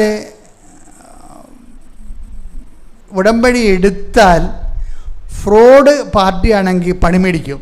അതാണ് ഉടമ്പടിയുടെ ഡിസൈൻ എന്ന് പറയണത്. അപ്പോൾ എന്തെങ്കിലും ശ്രദ്ധിച്ചാൽ മനസ്സിലാവും. ആൾ ജന്മന പറ്റിപ്പ് പാർട്ടിയാണ് ഉടമ്പടി എടുക്കണമെന്നുണ്ടെങ്കിൽ ആ ഉടമ്പടി കൊണ്ട് തന്നെ ഇരട്ടി പണി മേടിക്കും. എന്താ കാര്യം? അതിൽ പറഞ്ഞിരിക്കുന്ന കാര്യങ്ങളൊന്നും ചെയ്യാൻ പറ്റുന്ന കാര്യങ്ങളല്ല, എടുത്താൽ പൊങ്ങാത്ത കാര്യങ്ങൾ അതിൻ്റെ അടുത്ത് പറഞ്ഞിരിക്കണമല്ല. അപ്പം നിങ്ങളെന്താ ചെയ്യണത്? നിങ്ങൾക്ക് പറ്റുന്ന രീതിക്ക് അതുകൊണ്ട് ചെയ്തു വെക്കും. അവിടെയാണ് പണി മേടിക്കുന്നത്. അത് എന്താണെന്ന് നിർദ്ദേശിച്ച് ഇപ്പം ഇന്നലെ ഒരു രസമുണ്ടായി. ഇന്നലെ ഒരു കോളേജ് പ്രൊഫസർ ഇവിടെ ഒരു സാക്ഷ്യം പറഞ്ഞു. സാക്ഷ്യം പറഞ്ഞപ്പോൾ കോളേജ് പ്രൊഫസറിൻ്റെ പേര് ഇവിടെ എഴുതിയിട്ടുണ്ട്. ബിനീഷ് ജോയ്, ഇടുക്കിന്ന. ഇങ്ങയുടെ സാക്ഷ്യം പറഞ്ഞപ്പോൾ ഇങ്ങയുടെ സാക്ഷ്യം പറയണത്, ഇങ്ങയുടെ വിഷയം എന്ന് പറയണത് 2018 PhDക്ക് ഡോക്ടറേറ്റിന് തീസിസ് ആരംഭിച്ചതാണ്. 2018 18 കഴിഞ്ഞിട്ട് ഇപ്പോൾ എത്രയായി? 26 അപ്പോൾ 6 കൊല്ലത്തോളം ഇയാളുടെ തീസിസിന് ഒരു മൂവ്മെൻറ്റും ഇല്ല. തീസിസ് സർവകലാശാല സബ്മിറ്റ് ചെയ്തു, പക്ഷേ അതിന് കുറേ നടപടിക്രമങ്ങളുണ്ട്. ആ ഡോക്ടറേറ്റ് അക്സെപ്റ്റ് ചെയ്യണമെങ്കിൽ അത് അംഗീകരിക്കണത് ഒരു വിഷയമാണ്. അതിനുശേഷം അതിൻ്റെ അടുത്ത പ്രൊസീജിയർ എന്ന് പറയണത് ഇങ്ങയുടെ ലേഖനങ്ങൾ, അന്വേഷണാത്മകമായ ലേഖനങ്ങൾ വളരെ ലീഡിങ് ആയിട്ടുള്ള ഇൻ്റർനാഷണൽ ജേർണലിൽ പ്രസിദ്ധീകരിക്കണം. ഇത് നടക്കത്തില്ല, വലിയ പാടാണ്. ഇൻ്റർനാഷണൽ ജേണലുണ്ട്, ഓൺലൈനുണ്ട്, അല്ലാത്തതുണ്ട്. അവിടെ ഈ ഇയാളുടെ ലേഖനങ്ങൾ പ്രസിദ്ധീകരിക്കണം. അങ്ങനെ പ്രസിദ്ധീകരിക്കണമെങ്കിൽ ഇതിന് ക്വാളിറ്റേറ്റീവ്ലി ഡെപ്ത് ഉള്ളതായിരിക്കണം. നല്ല അമൂല്യമായ പുതിയ വിഷയമായിരിക്കണം. ഇതുവരെയൊക്കെ പ്രസിദ്ധീകരിക്കാത്ത സബ്ജക്റ്റ് ആയിരിക്കണം. പുതിയ കണ്ടെത്തലുകൾ ഉണ്ടാകണം. അങ്ങനെ കുറേ ചാലഞ്ചസ് ഉണ്ട്. അതുകൊണ്ട് എന്നാ ചെയ്യണത്, ഈ പ്രൊഫസറിൻ്റെ അസിസ്റ്റൻറ്റ് പ്രൊഫസറാണ് ഇപ്പോൾ. പ്രൊഫസറിൻ്റെ തീസിസ് ഇൻ്റർനാഷണൽ ലെവലിൽ ഒരു ജേണലും അംഗീകരിക്കണില്ല. അങ്ങനെ 1 കൊല്ലം 2 കൊല്ലം 3 കൊല്ലം വയസ്സ് പോണ പോക്ക് കണ്ടില്ലേ. ഇപ്പം UGC ഒക്കെ വരുമ്പോൾ ഈ ഡോക്ടറേറ്റ് ഇല്ല എന്നുണ്ടെങ്കിൽ പ്രൊഫസറൊന്നും ആകാൻ പറ്റത്തില്ല. അപ്പം എനിക്ക് ഭയങ്കര സന്തോഷമാണ് ഇതൊക്കെ കേൾക്കുമ്പോൾ. കാര്യം വെച്ചാൽ നമ്മുടെ യൂണിവേഴ്സിറ്റിയിൽ പഠിപ്പിക്കുന്ന കക്ഷികളെ എപ്പോഴും ഭയങ്കര കലിബറില്ലാത്തവരാണെങ്കിൽ നമ്മുടെ വിദ്യാഭ്യാസ നിലവാരമല്ല പോണത്, നമ്മുടെ തലമുറകൾ തന്നെ പോകും. പുറത്ത് പോണവരെക്കുറിച്ച് എനിക്ക് ഉത്കണ്ഠയില്ല. ആ പുറത്ത് പോണവരെ കൊണ്ട് അകത്ത് പ്രയോജനമില്ലല്ലോ. കേരളം നന്നാകണമെന്നുണ്ടെങ്കിൽ കാശ് കിട്ടിയാൽ മാത്രം പോരാ, തലക്കനമുള്ളവർ ഇവിടെ കിടക്കണം. എന്നാൽ മാത്രമേ നമ്മുടെ തലമുറകൾ നന്നായി വരത്തുള്ളൂ. അപ്പോൾ പുറത്ത് പോണവർ അവർ പോയി നന്നാകട്ടെ, അവർക്ക് വേറെ ഇവിടെ ഒരു ഓപ്ഷൻ കിട്ടാത്തത് കൊണ്ടല്ലേ അവർ പോണത്. അവരെ കുറ്റം പറയേണ്ട കാര്യമില്ല. പക്ഷേ അവർക്കൊരു ഡയറക്റ്റ് നമുക്ക് പ്രയോജനമില്ല. അപ്പനമ്മക്കും കുറച്ച് പോലെ ഡോളർ അയച്ചു കൊടുക്കണമെന്നില്ല, വേറെ വില പരിപാടിയൊന്നും അതൊക്കെ നടക്കത്തില്ല. പക്ഷേ ഇവിടെ ഉള്ളവനെ പൊക്കിയെടുക്കണമെന്നുണ്ടെങ്കിൽ ഇവിടെയുള്ള പ്രൊഫസർമാർ തലക്കനമുള്ളവരായിരിക്കണം. അല്ലാതെ പണ്ട് ഞങ്ങളൊക്കെ പഠിക്കുന്ന കാലത്ത് ഒരു BA MA എടുക്കും, ഒരു ഏതെങ്കിലും മാനേജ്മെൻറ്റിനെ പോയി ചൊറുകിയ ചാക്കിട്ടിട്ട് പോയി കോളേജിൽ പോയി നിൽക്കണ കാണാം. ഈ മനുഷ്യനൊക്കെ എന്താണ് പഠിപ്പിച്ചതെന്ന് അവർക്ക് തന്നെ അറിയാൻ പാടില്ല. അങ്ങനെ അന്നത്തെ കാലത്താണെങ്കിൽ രാഷ്ട്രീയക്കാരുടെ ഭയങ്കര സമരവും രണ്ടും കൂടി ആകുമ്പോൾ ഒത്തിരിക്കുകയും സമരവുമായി പൊട്ടന്മാരായ പ്രൊഫസർമാരും ആകുമ്പോൾ എല്ലാം കൂടി ആകുമ്പോൾ ഒക്കും. ഒരു കലിബറുള്ള പ്രൊഫസർമാർ കുട്ടികൾക്ക് പുതിയ ചക്രവാളങ്ങൾ തുറന്നിട്ട് കൊടുക്കും, അവരെ കൊണ്ട് ചെയ്യിക്കും, അവർക്ക് ത്രില്ല് കൊടുക്കും, ത്രൈവ് കൊടുക്കും, ഭയങ്കര മുന്നേറ്റം ഉണ്ടാകും. അപ്പോൾ അങ്ങനെയൊക്കെയുള്ള വിഷയമുള്ളത് കൊണ്ട് അന്ന് മുതൽ ഞാൻ പ്രാർത്ഥിക്കും, ദൈവമേ എന്നാണ് ഈ വിദ്യാഭ്യാസ മേഖല രക്ഷപ്പെട്ട് വരുന്നത്. അപ്പോഴാണ് UGC-യുമായിട്ട് ഇവർ അക്രഡിറ്റേഷൻ വേണ്ടി വരണത്. അപ്പോൾ കുറച്ച് കഴിയുമ്പോൾ മന്ദബുദ്ധികൾക്കൊന്നും കയറി പഠിപ്പിക്കാൻ പറ്റത്തില്ല. വല്ല പുസ്തകം കാണാപ്പാടം പഠിച്ചുകൊണ്ട് ഇങ്ങനെ ചോദിക്കണ ചോദ്യങ്ങൾക്കെല്ലാം പേജ് നിറച്ച് എഴുതി വെച്ചിട്ട് റാങ്ക് മേടിക്കണ കക്ഷികൾക്കൊന്നും കയറി പഠിപ്പിക്കാൻ പറ്റത്തില്ല. കുറച്ച് തലയിൽ ആൾപ്പാർപ്പുള്ളവർക്ക് മാത്രമേ ഈ മേഖല വരാൻ പറ്റത്തുള്ളൂ. ഇപ്പം അത് കാരണം ഭയങ്കര സ്ക്രൂട്ടണിയാണ്. അതുകൊണ്ട് ഇയാളുടെ ലേഖനം ഇപ്പോൾ ഈ ലേഖനം ഇൻ്റർനാഷണൽ ജേണലിൽ പ്രസിദ്ധീകരിക്കണം, നടക്കത്തില്ല. അതിൻ്റെ അകത്ത് ഒന്നാമത്തെ കണ്ടൻറ്റ് വൈസ് റിച്ച് ആയിരിക്കണം, പിന്നെ പുതിയ ഇന്നൊവേഷൻ ഉണ്ടാകണം, അതിൻ്റെ പുതിയ കണ്ടൻറ്റ് ഉണ്ടാകണം. ഇതെല്ലാം ഉണ്ടെങ്കിൽ മാത്രമേ, ഭയങ്കര കോമ്പറ്റീഷൻ ഫീൽഡല്ലേ. 6 കൊല്ലമായിട്ട് ഇത് അനങ്ങളില്ല, വിരിയാത്ത മുട്ടപ്പരി അങ്ങനെ ഇരിക്കുകയാണ്. കുറച്ച് കഴിയുമ്പോൾ ചീഞ്ഞു പോകും. മുട്ട ഇങ്ങനെ ഇരുന്ന് വിരിയാതെ ഒരു ടൈമൊക്കെ ഉണ്ടല്ലോ, അത് കഴിയുമ്പോൾ പറ്റിപ്പോകും. അതുപോലെ കാര്യം എന്താണ്, ഇത് ഈ പ്രസിദ്ധീകരിക്കാത്ത പേപ്പറെന്ന് പറയുമ്പോൾ അതിങ്ങനെ കാലങ്ങളോളം നീണ്ടു കഴിഞ്ഞാൽ ആ മേഖലയിൽ അതിനേക്കാൾ ഇടിവെട്ട് ആർട്ടിക്കിൾ വരുമ്പോൾ ഇത് പിന്നെ ഔട്ട്ഡേറ്റ് ആയി പോകും. അതാണ് വിഷയം. 6 കൊല്ലം പോയെന്ന് പറയുമ്പോൾ 1 കൊല്ലം മതി ഒരു ആർട്ടിക്കിൾ ഔട്ട്ഡേറ്റ് ആയി പോകാൻ. ഇൻ്റർനാഷണൽ ലെവലിലല്ലേ, നമ്മൾ കോമൺ ഫോറത്തിലാണ് മത്സരിക്കുന്നത്. അത് ജർമ്മനിയിൽ നിന്നും ജപ്പാനിൽ നിന്നും എല്ലാ ആർട്ടിക്കിൾ വരും. അപ്പോൾ ഇതുപോലെയുള്ള സംഭവങ്ങൾ ഔട്ട്ഡേറ്റ് ആയി പോകും. ഒരു കാലത്തും നീന്തിയ കരകയറത്തില്ല, ആ പരുവത്തായി പോവും. ജീവിതം അങ്ങ് മുങ്ങിപ്പോവുകയാണ് കാണുന്നത്. അതിൻ്റെ യഥാർത്ഥ വശം കണ്ട ജീവിതം മുങ്ങിപ്പോവുകയാണ്. അപ്പോൾ അത് കഴിഞ്ഞപ്പോൾ പുള്ളിയുടെ വൈഫ് പറഞ്ഞേ, നിങ്ങൾ ഇനി ഇൻ്റർനാഷണൽ ലെവലിലെ ഇത് ആർട്ടിക്കിളിലെ അത് ഉടമ്പടിയുടെ വിഷയമല്ലേ, അത് ഉടമ്പടി വിഷയമാക്കി നിങ്ങൾ ഉടമ്പടി ചെയ്യാൻ പറഞ്ഞു പ്രൊഫസറിനോട്. വൈഫ് അങ്ങനെ പറഞ്ഞു കൊടുക്കാൻ കാര്യം എന്താ? വൈഫ് അങ്ങനെ പറഞ്ഞു കൊടുക്കാൻ ഉടമ്പടിയിൽ ടൈം ഷോർട്ടണിങ് എന്ന് പറഞ്ഞ കണ്ടൻ്റ് ഉണ്ട്. ഉടമ്പടിയാക്കണത് എന്താണ്? അതിൻ്റെ അത് ഫീച്ചേഴ്സാണ്. അതിൻ്റെ ഫീച്ചറിൽ ഒരു ഫീച്ചർ എന്താണ്? ടൈം ഷോർട്ടണിങ് ആണ്. ഇപ്പോൾ ഇത് 6 കൊല്ലമായില്ലേ ആർട്ടിക്കിൾ പ്രസിദ്ധീകരിക്കാതിരിക്കണത്. ഇപ്പോൾ വൈഫ് ഇതുപോലെ എഡ്യൂക്കേറ്റഡ് ആയിട്ടുള്ള ആളാണ്. അവർ പറഞ്ഞ് ഇതിനകത്ത് ഉടമ്പടി ടൈം ഷോർട്ടണിങ് എന്ന് പറഞ്ഞ കണ്ടൻ്റ് ഉണ്ട്. അതനുസരിച്ചിട്ട് ഉടമ്പടിയിൽ ഈ സബ്ജക്റ്റ് സെറ്റ് ചെയ്യണമെന്നുണ്ടെങ്കിൽ മാതാവ് വിത്തിൻ നോ ടൈം ഈ ആർട്ടിക്കിളെല്ലാം പ്രസിദ്ധീകരിക്കുമെന്ന് പറയും. എന്താ കാര്യം? ഉടമ്പടി വേറെ ഒരു കണ്ടൻ്റ് ഉണ്ട്. എന്താണ്? Not by merit but by grace. നിങ്ങൾ ഉടമ്പടിനെ വളരെ സ്കോളർഷിപ്പായിട്ട് പഠിക്കണം. അല്ലാതെ ഇതിന് നൊവേന പഠിത്തം പോരെ ഈ സംഭവത്തിന്. പക്ഷേ ഇതിനത് ഇൻവെസ്റ്റ് ചെയ്യണ ബുദ്ധിയുള്ള ആൾക്കാരെ ബുദ്ധിപരമായിട്ടാണ് ഉടമ്പടിയെ സമീപിക്കുന്നത്. വൈഫ് പറഞ്ഞിരിക്കുന്നത് ശരിയാ. 2 കണ്ടൻ്റ് ഉണ്ട്. ഒന്നെന്താണ്? ടൈം ഷോർട്ടനിങ് ആണ്. ടൈം ഇങ്ങനെ ഷോർട്ട് ചെയ്ത് വരും, സമയം ചുരുക്കി വരും. 6 കൊല്ലമായ സാധനത്തിന് ചിലപ്പോൾ മാതാവ് എടുത്തിട്ട് 6 മാസം കൊണ്ട് സെറ്റ് ചെയ്യും. അത് വൈഫിന് അറിയാവുന്നതുകൊണ്ട് വൈഫ് ഹസ്ബൻഡ് നിർബന്ധിച്ച് പറയും, ഉടമ്പടിയിൽ ഇങ്ങനെ ടൈം ഷോർട്ടൻ കണ്ടൻ്റ് ഉണ്ട്, നിങ്ങൾ സെറ്റ് ചെയ്യാൻ പറഞ്ഞു. അപ്പോൾ വേറെ മാർഗമൊന്നുമില്ലല്ലോ. അപ്പം അതുകൊണ്ട് അദ്ദേഹം ഉടമ്പടി എടുത്തിട്ട് ഈ ആർട്ടിക്കിളെല്ലാം പ്രസിദ്ധീകരിക്കാൻ വേണ്ടി ഇപ്പം 6 കൊല്ലമായിട്ട് ഇത് വേണ്ട ചരക്ക് പോലെ കിടക്കുന്ന സാധനമാണ്. ഇനി റിജക്ഷൻ മോഡിൽ കിടക്കേണ്ടത്. അപ്പം അതുകൊണ്ട് അയാൾ ഉടമ്പടി എടുത്തിട്ട് അമ്മയോട് പറഞ്ഞു, അമ്മേ ഇത് ആദ്യം എനിക്ക് ഇത് ചെയ്തു തരണം, അല്ലെങ്കിൽ ഇനി അടുത്ത സ്റ്റെപ്പ് വേറെ ഉണ്ട്, പല സ്റ്റെപ്പ് ഇനി വരുന്നുണ്ടേ, അപ്പം ആദ്യം ഈ സ്റ്റെപ്പ് ചെയ്തു തരണമെന്ന് പറഞ്ഞു. അപ്പോഴേ ഇതിൻ്റെ വിഷയം എന്താണ്? ഉടമ്പടി ടൈം ഷോർട്ടനിങ് പറയണത് എങ്ങനെയാണ്? അതായത് ഈ വെള്ളം കാനായാലും വെള്ളം വീഞ്ഞില്ല, തീർന്നു പോകുന്ന ഒരു അവസ്ഥ വന്നല്ലോ. അപ്പം അവിടെ അമ്മ വന്നിട്ട് പറയണത് എന്താണ്? അവർക്ക് വീഞ്ഞ് ഇല്ല എന്ന് പറയും. അപ്പോൾ ഈശോ പറഞ്ഞത് എന്താണ്? എൻ്റെ സമയം, അവിടെയാണ് സമയം വരണത്, എൻ്റെ സമയം ഇനിയും സമാഗതമായിട്ട്. അപ്പോൾ ടൈം ഇനിയും ഉണ്ടെന്നാണ് പറയണത്. അതാ വിഷയം. ആ ഒരു വിഷയം സ്വാഭാവികമായി നടക്കണതിന് എടുക്കുന്ന സമയമുണ്ട്. അത് നടക്കത്തില്ലെന്നല്ല ഈശോ പറഞ്ഞത്, അതൊക്കെ നടക്കും. പക്ഷേ ഇറ്റ് നീഡ്സ് ടൈം എന്നാണ് പറയണത്. സ്വാഭാവികമായി അതിന് സമയം ആവശ്യമാണ്. അപ്പം സമയം ആവശ്യമാണെന്ന് പറഞ്ഞാൽ ശരിയാകുമോ? നിങ്ങൾക്കിപ്പോൾ 34 വയസ്സുണ്ട്, കല്യാണം കഴിക്കാൻ ഇനിയും സമയം വേണമെന്ന് പറഞ്ഞു കഴിഞ്ഞാൽ 40 വയസ്സ് കല്യാണം കഴിച്ചാൽ നിങ്ങളുടെ മകന് 20 വയസ്സാകുമ്പോൾ നിങ്ങൾക്ക് 60 വയസ്സാകും. അപ്പോൾ സമയം ഒരു കണ്ടൻ്റാണ് എപ്പോഴും പ്രോബ്ലം. കണ്ടൻ്റല്ല, ഒരു ആൻറ്റി കണ്ടൻ്റാണ്. സമയത്തിന് അഡ്രസ്സ് ചെയ്യാതെ ഒരു പ്രെയർ മുന്നോട്ട് പോകാൻ പറ്റത്തില്ല. മനുഷ്യന്മാരുടെ പ്രശ്നം എന്താണെന്ന് ചോദിച്ചു കഴിഞ്ഞാൽ അതിലൊരു പ്രശ്നം സമയം തന്നെയാണ്. നമ്മുടെ ഉത്കണ്ഠയുടെ കാരണം എന്താണെന്ന് ചോദിച്ചു കഴിഞ്ഞാൽ എന്താണ്? സമയമില്ല എന്നുള്ളതല്ലേ, അല്ലേ? നമ്മുടെ ഉത്കണ്ഠകളുടെ അടിസ്ഥാന കാരണം എന്താ? സമയം ഇല്ല എന്നുള്ളതാണ്. ഇപ്പം നിങ്ങൾ ഈ വിസയുടെ കാര്യം പറയത്തില്ലേ? എൻ്റെ അച്ഛ സെപ്റ്റംബറിലാണ് കയറി പോകേണ്ടത്, ഇൻടേക്ക് സെപ്റ്റംബറിലാണ്, എന്നാലേ ജൂണിൽ ക്ലാസ്സിൽ കയറാൻ പറ്റത്തുള്ളൂ. സെപ്റ്റംബറിൽ പരീക്ഷ റിസൾട്ട് വന്നിട്ടില്ല.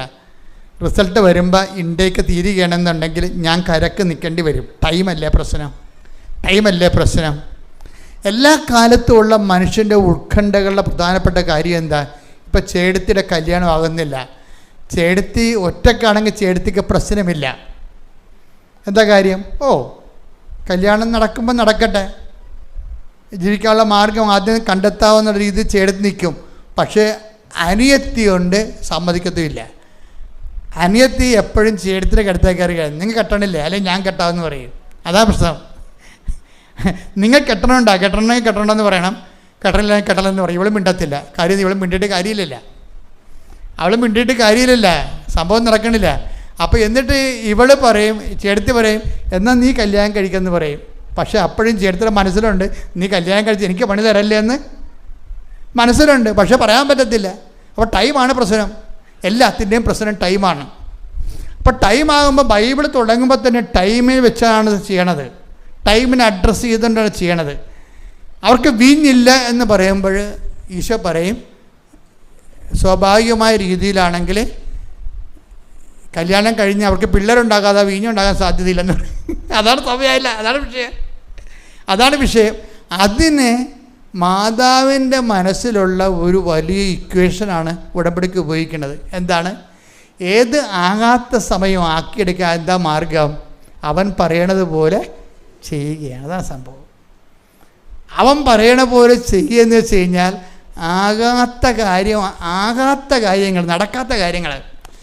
നടക്കാത്ത കാര്യങ്ങൾ എങ്ങനെ നടത്തണമെന്നുള്ളതിനെക്കുറിച്ച് മാതാവിന് പരിശുദ്ധാത്മാവ് ഉപദേശിച്ചൊരു മാർഗമാണ് അത്. നടക്കാത്ത കാര്യങ്ങളുണ്ട് ഈ ലോകത്ത്. ഇതെങ്ങനെ സംഭവിക്കും? ഞാൻ പുരുഷനെ അറിയുന്നില്ലല്ലോ. നടക്കാത്ത കാര്യമല്ലേ? ഇതെങ്ങനെ സംഭവിക്കും? ഞാൻ പുരുഷനെ അറിയുന്നില്ലല്ലോ. അതിൻ്റെ മറുപടി എന്താണ്?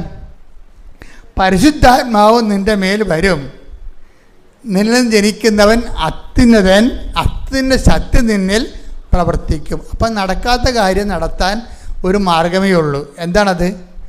അത്യുന്നതൻ്റെ ശക്തി എക്സ്ട്രാ പവർ ഉണ്ടാക്കിയെടുക്കാനേ പറ്റത്തുള്ളൂ.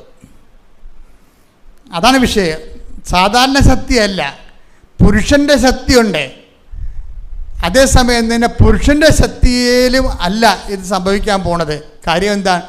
ജനിക്കാൻ പോകുന്ന ശിശു അത്യുന്നതനാണ്. അത് പുരുഷൻ്റെ ശക്തി എന്ന് വരുന്നതല്ല.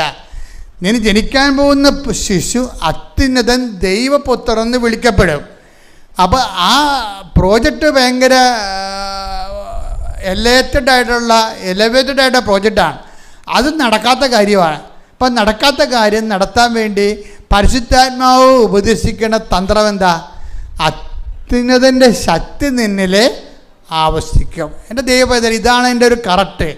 നിങ്ങൾ നടക്കാത്ത കാര്യം നടത്താൻ വേണ്ടി വേറെ ഒരു മാർഗവുമില്ല. എന്താണ്? അത്യുന്നതൻ്റെ ശക്തി നമ്മളിൽ പ്രവർത്തിക്കുക മാത്രമേ ഉള്ളൂ. അപ്പോഴും മറിയത്തിനത് മനസ്സിലായി. മറിയം എന്ത് പറഞ്ഞു? ഇത് എൻ്റെ ഒരു പരിധി, വിശ്വാസത്തിൻ്റെ പരിധിയിൽ, അറിവിൻ്റെ പരിധിയിൽ നിൽക്കുന്ന വിഷയമല്ല. അതുകൊണ്ട് എന്താണ്? ഇതാ കർത്താവിൻ്റെ ദാസി. കണ്ട എൻ്റെ വചന സീക്വൻസ് പോണ കണ്ടില്ലേ? ഇത് എൻ്റെ കഴിവിൽ നടക്കണ കാര്യമല്ല. ഇപ്പം ഈ മനുഷ്യൻ്റെ ലേഖനങ്ങളെ ഇൻ്റർനാഷണൽ ലെവലിൽ പ്രസിദ്ധീകരിക്കാൻ 6 കൊല്ലമായിട്ട് പറ്റിയിട്ടില്ലെങ്കിൽ ഇനി 60 കൊല്ലം കഴിഞ്ഞാലും പറ്റത്തില്ല. കാര്യം അഡ്വാൻസായി, സബ്ജക്റ്റ് അഡ്വാൻസായി. എല്ലാ ലോകത്തും എല്ലായിടത്തും റിസർച്ച് നടന്നുകൊണ്ടിരിക്കുകയല്ലേ ആ സബ്ജക്റ്റിൽ. അപ്പോൾ അഡ്വാൻസായിട്ട് പോകുന്ന പുതിയ പുതിയ സാധനങ്ങളെ അവർ പ്രസിദ്ധീകരിക്കത്തുള്ളൂ.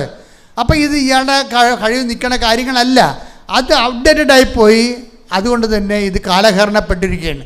അപ്പം ഇവിടെ എന്താ വേണ്ടത്? ഇവിടെ സ്വന്തം കഴിവിന് ആ ആർട്ടിക്കിൾ റിവൈസ് ചെയ്തിട്ട് കാര്യമില്ല. ആര് റിവൈസ് ചെയ്താലും ഇങ്ങനെ തന്നെ ആയിരിക്കുമല്ലോ റിവൈസ് ചെയ്യണ കാര്യങ്ങൾ. അതുകൊണ്ട് എന്താ വേണ്ടത്? ഇതിനകത്ത് ദൈവത്തിൻ്റെ ശക്തിയാണ് ഇതിൻ്റെ അകത്ത് ആപ്ലിക്കേറ്റ് ചെയ്യേണ്ടത്. അമ്മ എന്താ പറഞ്ഞത്? അതിനുവേണ്ടി എന്താ ചെയ്യണത്? ഇതാ കർത്താവിൻ്റെ ദാസി. അതാണ് വിഷയം. ഇതിൻ്റെ അകത്തൊരു ദാസ്യത എന്നും പറയും. അത്യുന്നതൻ്റെ ശക്തിയാണ് നിനക്ക് ആവശ്യമുണ്ടെങ്കിൽ അതിൻ്റെ ആദ്യ നടപടിക്രമം എന്താണ്? ദാസനാവുക, ദാസിയാവുക എന്നുള്ളതാണ്. ഇതാണ് വിഷയം. ഇത് വളരെ തന്ത്രപരമായിട്ട് മനസ്സിലാക്കേണ്ട വിഷയമാണ്. കാരണം നിൻ്റെ കഴിവിലല്ല ഇത് വർക്ക് ചെയ്യണമെന്നുണ്ടെങ്കിൽ, പിന്നെ ഇത് വർക്ക് ചെയ്യണമെന്നുണ്ടെങ്കിൽ അത് ദൈവത്തിൻ്റെ കഴിവിലാണ്. ദൈവത്തിൻ്റെ കഴിവിലാണ് ഇത് വർക്ക് ചെയ്യണമെന്നുണ്ടെങ്കിൽ നീ എന്താ ചെയ്യേണ്ടത്? ഇത് കർത്താവിൻ്റെ ദാസനാകണം, അല്ലെങ്കിൽ ദാസിയാകണം. എന്നിട്ട് എന്താ പറയണത്? ഇതാ കർത്താവിൻ്റെ ദാസി. എന്താണ്? നിൻ്റെ വചനം പോലെ, പറഞ്ഞേ, നിന്റെ വചനം പോലെ എന്നിൽ നിറവേറട്ടെ. അപ്പൊ ഞാനാണ് ഇതിൻ്റെ അകത്തുള്ള സബ്ജക്റ്റ് എന്ന് പറയുന്ന ആള്. ദൈവത്തിൻ്റെ വചനം നിറവേറ്റേണ്ടത് ആരാണ്? ഞാനാണ്. ഞാൻ ആരെപ്പോലെ നിറവേറ്റണം? ദാസിയെപ്പോലെ നിറവേറ്റണം. ദാസിയെപ്പോലെ നിറവേറ്റണം. അപ്പോൾ ഈ മനുഷ്യൻ എന്ത് ചെയ്യുന്നറിയാവോ? അതാ ഈ ദാസിയെപ്പോലെ നിറവേറ്റുമ്പോൾ ഇതാ കർത്താവിൻ്റെ ദാസി, നിൻ്റെ വചനം പോലെ എന്നിൽ നിറവേറട്ടെ എന്ന് പറയുമ്പോൾ അവിടെ വെച്ച് ആ ഡയലോഗ് എല്ലാം തീർത്തിട്ട് ആ മിഷൻ ഓവറായി മാലാഖ മറഞ്ഞു പോവുകയാണ് ചെയ്യണം. തീർന്നു. മറിയത്തിനയ്ക്ക് വെട്ടിപ്പം മെനയുള്ളൊരു ആൻസർ കിട്ടി കഴിഞ്ഞപ്പോൾ മാലാഖ മറഞ്ഞു പോയെന്നാണ്. പിന്നെ ടോക്കിൻ്റെ ആവശ്യമില്ല. മറിയം പിന്നെ എന്താ ചെയ്യണത്? ദാസിയായിട്ട് ജീവിക്കുകയാണ്. എല്ലാ കാര്യങ്ങൾക്കും യേശു പറഞ്ഞുകൊണ്ട്, എല്ലാത്തിനെയും ഹൃദയത്തിൽ സംഗ്രഹിച്ചുകൊണ്ട് മറിയം യഥാർത്ഥ ദാസിയായിട്ട് ജീവിക്കും. ഇങ്ങനെ ഇതാണ് ഇതിൻ്റെ ഒരു ക്രിസ്തുവിനെ ഒരു വിഷയത്തിൽ കക്ഷി ചേർക്കാനുള്ള സ്വാഭാവികമായിട്ടുള്ള മാർഗം അതാണ്. പക്ഷേ ഈ പ്രൊഫസറിനൊരു പ്രശ്നമുണ്ട്. ഇതിൻ്റെ ദാസനാക്കാനുള്ള കണ്ടന്റ് എന്ന് പറഞ്ഞാൽ എന്താണെന്ന് അറിയാവോ? 2 കാര്യങ്ങളെ ദാസനും ദാസ്യമാക്കാനുള്ള കണ്ടന്റ് ഉടമ്പടിയിലുള്ളേ. ഒന്നെന്താണ്? പത്രം കൊടുക്കുകയാണ്. രണ്ടാമത്തേത് എന്താണ്? ആതുര സേവനമാണ്. ഈ 2 കണ്ടൻറ്റേ ഉള്ളു. ഈ 2 കണ്ടൻ്റാണ് ഈ ആളെ റെഡ്യൂസ് ചെയ്തിട്ട് സമയച്ചുരുക്കം പ്രാപിക്കാൻ വേണ്ടി ദൈവത്തിൻ്റെ ദാസനാകണത്. ഈ ദാസനാകുമ്പോൾ ഈ പ്രൊഫസർ ഈ പത്രം കൊണ്ട് നടക്കും. പത്രം കൊണ്ട് നടക്കുമ്പോൾ അങ്ങേര് ആ പ്രദേശത്തുള്ള ഒരു പ്രധാനപ്പെട്ട കുടുംബത്തിൽ അംഗമാണ്. അവിടെ കുടുംബക്കാർ തന്നെ ഇയാളെ കളിയാക്കി നാണം കൊണ്ടാണ് ഇവിടെ നിരങ്ങുകയാണ് ഈ പത്രം കൊണ്ട്. അതോടുകൂടി തന്നെ ഇയാൾക്ക് സംഭ്രമമാവും. കാര്യം എന്താ, സ്വന്തം നാട്ടിൽ തന്നെ വീട്ടുകാർ തന്നെ ബന്ധുക്കൾ തന്നെ ഇയാൾക്ക് പാര വെക്കാൻ തുടങ്ങും. ഇവർക്ക് ഭയങ്കര ചമ്മലാവും പത്രം കൊണ്ട് നടക്കുമ്പോൾ.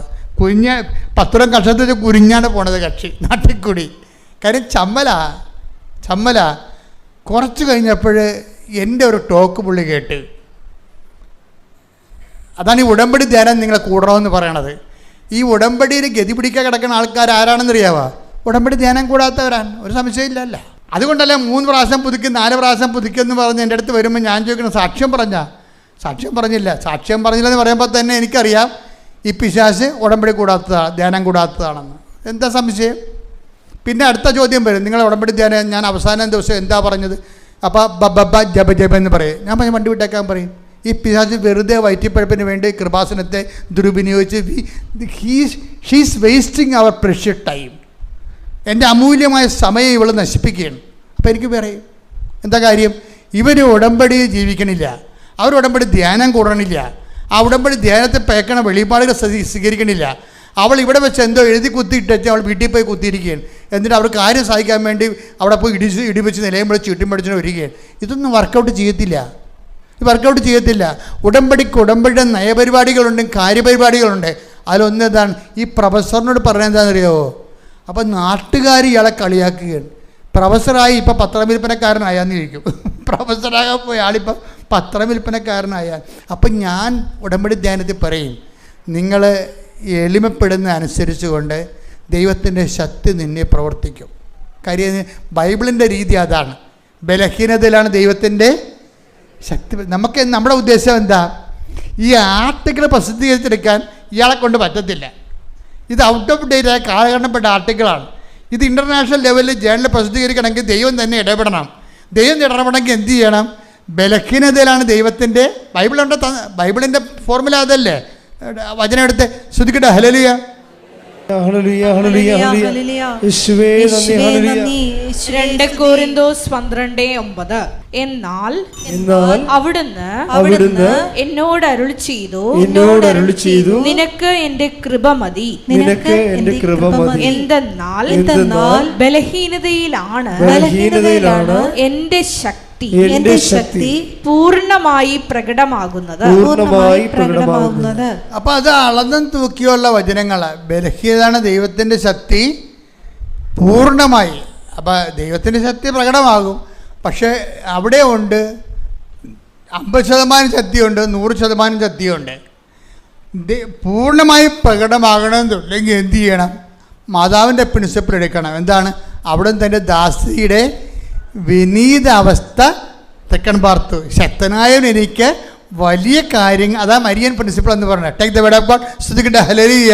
ലൂക്ക 1:48. ലൂക്ക 1:48-49. അവിടുന്ന് തന്റെ ദാസിയുടെ താഴ്മയെ കടാക്ഷിച്ചു. ഇപ്പോൾ മുതൽ സകല തലമുറകളും എന്നെ ഭാഗ്യവതി എന്ന് പ്രകീർത്തിക്കും. ആ വചനത്തിന്റെ സീക്വൻസ് ആൻഡ് റിസൾട്ട് കണ്ടില്ലേ? ഇപ്പോൾ മുതൽ സകല തലമുറകളും എന്നെ ഭാഗ്യവതി എന്ന് കീർത്തിക്കും. എന്താണ്? എപ്പോഴാണ്? അവിടുന്ന് തന്നെ ദാസിയുടെ വിനീതാവസ്ഥ പാർത്ത് കഴിയുമ്പോൾ റിസൾട്ടാണ്. ഇപ്പോൾ മുതൽ സകല തലമുറകൾ എന്നെ ഭാഗ്യവതി കീർത്തിക്കും. ശക്തനായൻ എനിക്ക് വലിയ കാര്യങ്ങൾ ചെയ്തു. അപ്പോൾ ഈ പ്രൊഫസറിന് ഈ വചനം കിട്ടിയോടുകൂടി അച്ഛൻ്റെ ഒരു ബൂസ്റ്റിങ് കിട്ടിക്കഴിഞ്ഞപ്പോൾ പ്രൊഫസറിന് മനസ്സിലായി, ഈ ആരെല്ലാം കളിയാക്കിയാലും, കുടുംബക്കാർ കളിയാക്കിയാലും, നാട്ടുകാർ കളിയാക്കിയാലും അവൻ്റെ മുഖത്ത് തന്നെ കൊണ്ടുപോയി കൃപാസനം പത്രം കൊടുക്കണം. ദാസ്യവേല, കർത്താവിന് വേണ്ടി ദാസ്യവേല ചെയ്യണം. അപ്പം സത്യസന്ധയുടെ ശുശ്രൂഷയാണ്. ഒളിച്ചപ്പാത്തും ചെയ്യാൻ പറ്റത്തില്ല. പത്രമെടുത്ത് കുമ്പസാരക്കൂടിൻ്റെ അടി വെച്ച് ഓടിക്കളഞ്ഞാൽ നിനക്ക് ജീവിതകാലം മുഴുവൻ ഓടാവുന്നേ പറ്റത്തുള്ളൂ. അത് നീ ഓടണം, ആദ്യം ചെയ്യാനാ. സത്യസന്ധമായിട്ട് ഈ വിഷയം ചെയ്യാൻ ഈ പ്രൊഫസർ തയ്യാറായി. അയാളെ പിൻവലിച്ചില്ല. അയാൾ ഈ വിഷയം ആരെല്ലാം എന്തെല്ലാം പറഞ്ഞു ആ നാട്ടിൽ തന്നെ, ആ കുടുംബക്കാരുടെ മുന്നിൽ തന്നെ ധൈര്യത്തോടെ ഈ പത്രം കൊടുക്കാൻ തുടങ്ങി, പ്രാർത്ഥിച്ച്. അതെന്താ? അപ്പോൾ എന്ത് പറ്റും? ബലഹീനത ദൈവത്തിൻ്റെ ശക്തി പ്രവർത്തിക്കാൻ തുടങ്ങി. ഇപ്പം ദൈവം കളത്തിലിറങ്ങി. അതാണ് വിഷയം. എന്താ പറ്റി? ശക്തനായൻ എനിക്ക് വലിയ കാര്യങ്ങൾ ചെയ്യാം. ആ ആർട്ടിക്കിളെല്ലാം 3 മാസം കൊണ്ട് ഇൻ്റർനാഷണൽ ജേണലിലൊക്കെ പ്രസിദ്ധീകരിച്ച്. ഞെട്ടിപ്പോകും നമ്മൾ. 6 കൊല്ലമായിട്ട് കട്ടി പോലിരുന്ന സാധനമാണ് അനങ്ങാപ്പാറയിട്ട്. അതുകൊണ്ടാണ് അമ്മ ഈ ദൈവം പറയണത് ദൈവത്തിനൊന്നും അസാധ്യമല്ലല്ലോ എന്ന് പറയണില്ലേ.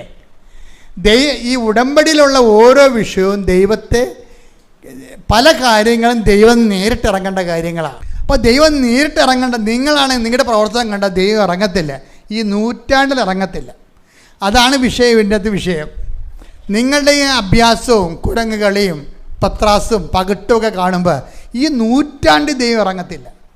അതുകൊണ്ട് നിങ്ങൾക്ക് ഈ വിഷയത്തിൽ നല്ലൊരു യൂ ടേൺ എടുക്കേണ്ടി വരും. ഈ പ്രൊഫസറിനെ പോലെ ഞെട്ടിപ്പോയില്ലേ, 6 കൊല്ലം കൊണ്ട് നടക്കാത്ത കാര്യങ്ങൾ ദൈവം വെറുതെ 3 മാസം കൊണ്ട് നടന്നു. ആർട്ടിക്കിളെല്ലാം പ്രസിദ്ധീകരിച്ച് കഴിഞ്ഞപ്പോൾ യൂണിവേഴ്സിറ്റി ഇയാളെ ഫസ്റ്റ് ലെവലിൽ വിളിച്ചു. എന്താണ് ശ്രദ്ധിക്കട്ടെ മക്കളെ?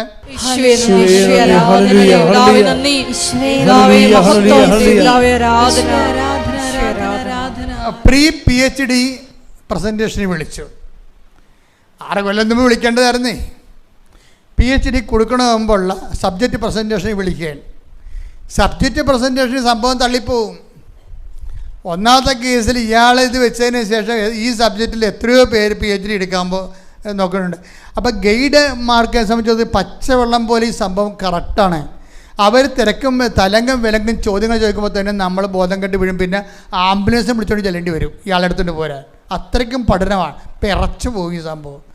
വിറച്ചു പോകുമ്പോൾ ഇയാൾക്ക് തോന്നി ഏതായാലും പ്രസൻറ്റേഷന് വിളിച്ചിട്ടുണ്ട്, ഇനി എന്താ മാർഗം?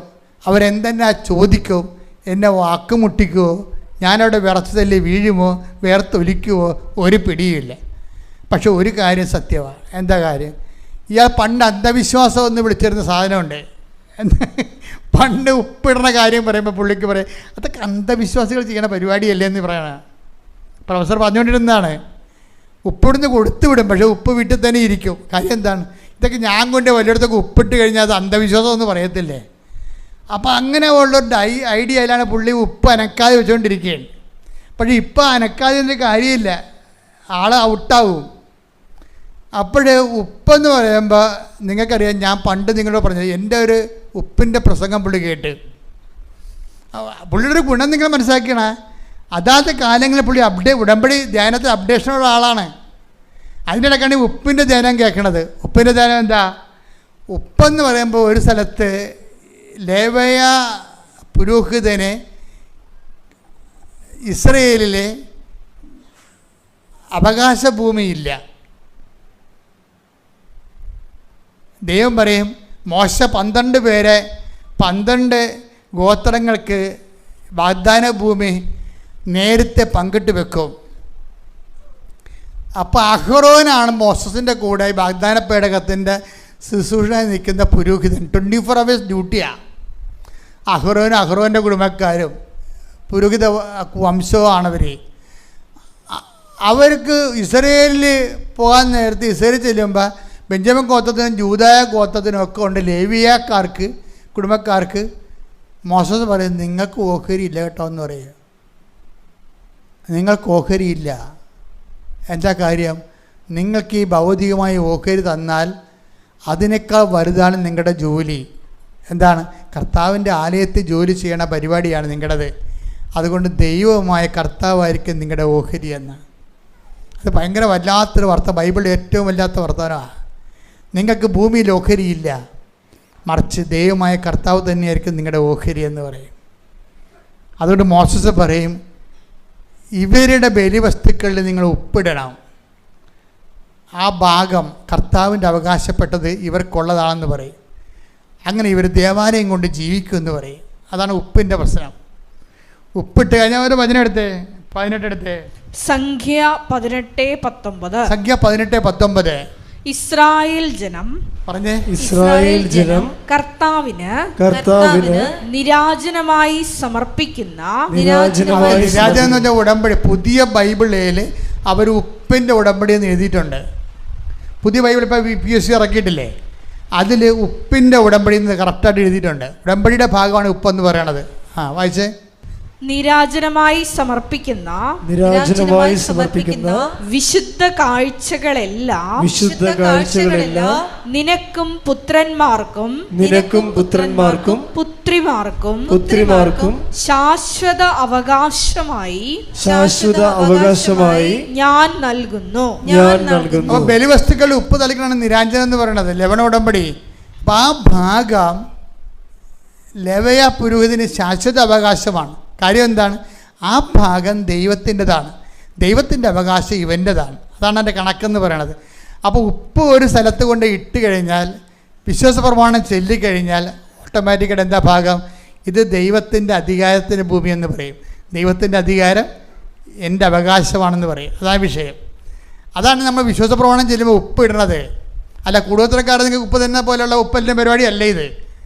അത് പറഞ്ഞിട്ടാണ് ആൾക്കാർക്ക് ബോധമില്ലാതെ എന്തിനൊക്കെ പിച്ചുമ്പയും പറയണത്. അതല്ല, ഇത് ഉടമ്പടി പ്രകാരമുള്ള ഉപ്പാണ്.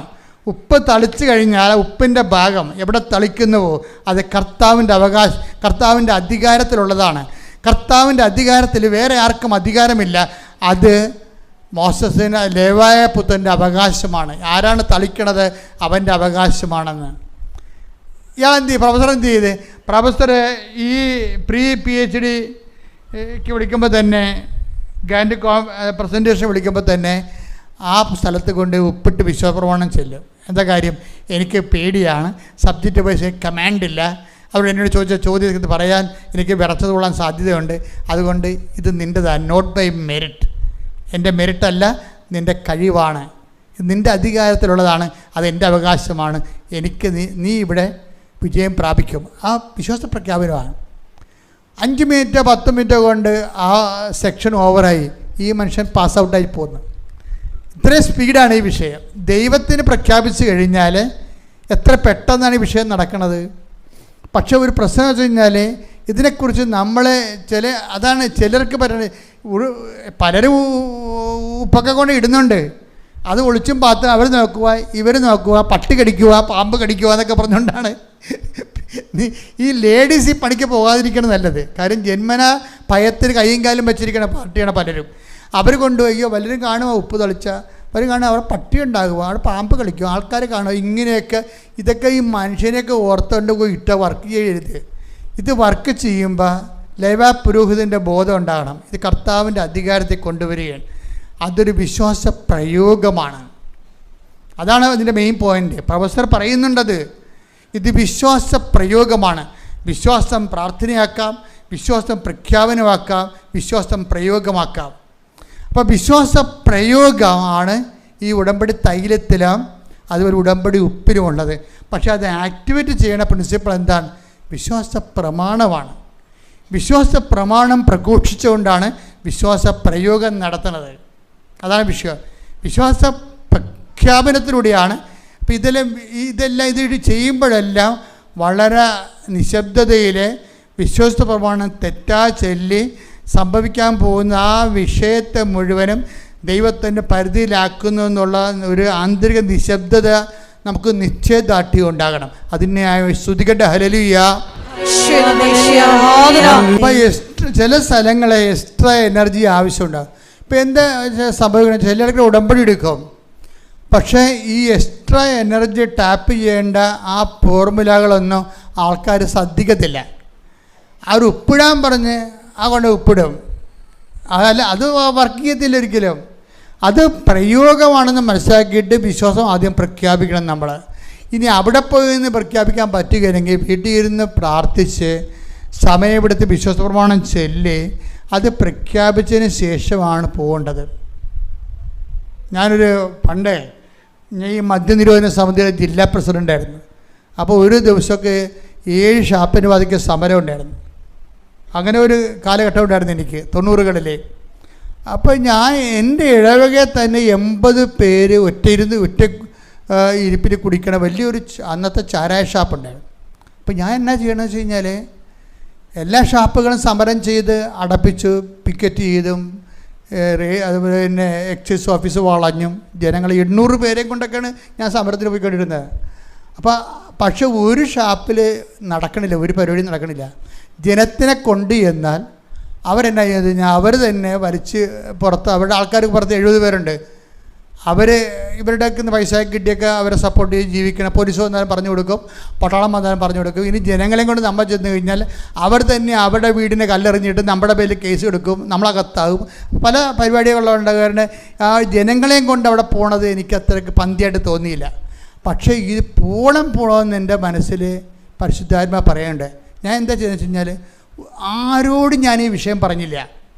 ഞാൻ ആ ഷാപ്പിൽ പോണ കാര്യം, സന്ധ്യക്കാണ് പോണത്, അവിടെ സന്ധ്യക്കാണ് ആൾക്കാരുള്ളത്. ആ ഷാപ്പിൽ പോണ കാര്യം അവരാണെങ്കിൽ വടുതിരി ആയുധമായിട്ട് കരുതലുള്ളവരുടെ എല്ലാ കാര്യത്തിലും. അപ്പം ഞാൻ അവിടെ പോണ കാര്യം ആരോടും പറഞ്ഞില്ല. പറയാതെ ഞാൻ എന്ത് ചെയ്ത്, മുറി ഇരുന്ന് എൻ്റെ മേടെ ഇരുന്നുകൊണ്ട് കുറേ ജോമാല ചൊല്ലി. എന്നിട്ട് വികാരിച്ചനെന്നുണ്ട്, ഞാൻ അന്ന് അസ്തേന്ത്യച്ചനാണ്. വികാരിച്ചനോടും പോലും പറയാതെ, ഒരു മനുഷ്യനോടും മിണ്ടാതെ ഈ ജവമാലം ചൊല്ലി 1 കിലോമീറ്റർ കഴിയുമ്പോൾ കടലാണ്. കടലിൻ്റെ അപ്പുറത്ത് സീവാളുണ്ട്. സീവാളം കടന്ന് ഞാൻ അപ്പുറത്തെത്തി. അവിടുന്ന് പിന്നീട് 2 ജവമാല ഒറ്റയ്ക്ക് ചൊല്ലി. അപ്പോൾ സന്ധ്യയെ വരുന്നുണ്ട്. ഈ ഷാപ്പിൻ്റെ നേരെയായിട്ട് 4ാമത്തെ ജവമാല ചൊല്ലി ഞാൻ ഷാപ്പിൽ കയറി. അപ്പോൾ ഇത് ആ സമയം മുഴുവനും അത് വിശ്വാസ പ്രയോഗം എന്ന് പറയും. വിശ്വാസ പ്രയോഗം. ഞാൻ ചെല്ലുമ്പോൾ അവിടെ ആൾക്കാരുണ്ട്. അപ്പോൾ എന്നെ കണ്ടു എല്ലാവരും കുറച്ച് പേര് എഴുന്നേറ്റ് കുറച്ച് പേര് കുടിക്കണം, ഇങ്ങനെയൊക്കെ എന്താ ഇവിടെ കാര്യം എന്നുള്ള രീതിയിൽ കുറച്ച് പേര് ആ രീതിയിലാണ്. നമ്മളെപ്പോഴും ഞാൻ അച്ഛനാണല്ലോ, ലോഹം ഇട്ടിരിക്കണമല്ലോ, ഷാപ്പിൽ പോകാവാ, അങ്ങനെയൊക്കെ ചിന്തിച്ചാൽ നമുക്ക് വേണമെങ്കിൽ ഇസ്തിരിയൊക്കെ ഇട്ടുകൊണ്ട് വീട്ടിൽ അവിടെ ഇരുന്നുകൊണ്ട് വല്ല പ്രാർത്ഥന പുസ്തകമൊക്കെ ചൊല്ലിയിട്ട് ആൾക്കാരെ ആശ്രയിച്ച് കുമ്പസാരിപ്പിച്ചൊക്കെ വേണമെങ്കിൽ ഒരു വികാരി അച്ഛനായിട്ട് ജീവിക്കണമെങ്കിൽ ഒരു പ്രശ്നവുമില്ല. പള്ളിയിൽ ആൾക്കാരും ചോദിക്കത്തില്ല, ആരും ചോദിക്കത്തില്ല. പക്ഷേ ജനങ്ങൾ നശിക്കുന്നതിന് ആരും ഉത്തരവാദിത്വം എടുക്കത്തില്ല. അപ്പോൾ ജനങ്ങളെ നശിക്കാതിരിക്കാൻ വേണ്ടിയുള്ള ഉത്തരവാദിത്വം നമുക്കുണ്ട്. അപ്പോൾ അതുകൊണ്ട് തന്നെ ചിലപ്പോൾ നമ്മുടെ ദൈവം മാത്രമേ നമ്മുടെ കൂടെ വരത്തുള്ളൂ. വേറെ ആരെയും നമ്മൾ പ്രതീക്ഷിക്കണില്ല. ഞാൻ പ്രതീക്ഷിച്ചിട്ടില്ല ആരെയും. ഇപ്പോൾ ഞാൻ ഈ ഷാപ്പിൽ ചെന്നിട്ട് ഞാൻ ഈ ഷാപ്പുകാരോട് പറഞ്ഞ് ഇത് അടക്കണം. നാട്ടിലുള്ള എല്ലാ ഷാപ്പും അടച്ചു. ഇപ്പോൾ ഇവിടെയാണ് എല്ലാവരും വന്ന് കുടിക്കണത്. കുടുംബങ്ങൾ ഇത് കഴിയുമ്പോൾ കുടുംബപ്രാർത്ഥനയുമില്ല, ഭർത്താവ് ഭാര്യയെ തല്ലി, മക്കളെ തല്ലി, അവരുടെ പഠനം കുളമാക്കി നാട് നശിച്ചുകൊണ്ടിരിക്കണമെന്ന് പറഞ്ഞു. അപ്പോൾ തന്നെ ആ മനുഷ്യർ എന്നോട് പറയണേ ഞാൻ ഇപ്പം അടക്കാമെന്ന് പറഞ്ഞു. അപ്പോൾ ഞാൻ ഭയങ്കര സന്തോഷമായി ഇപ്പം അടക്കാമെന്ന് പറഞ്ഞപ്പോൾ. എന്നിട്ടെന്താ പറഞ്ഞത്, എനിക്ക് 8 ലക്ഷം രൂപ ചിലവായിട്ടുണ്ട്, കടമുണ്ട്, അതിങ്ങോട്ട് തരാൻ പറഞ്ഞു എൻ്റെ അടുത്ത്.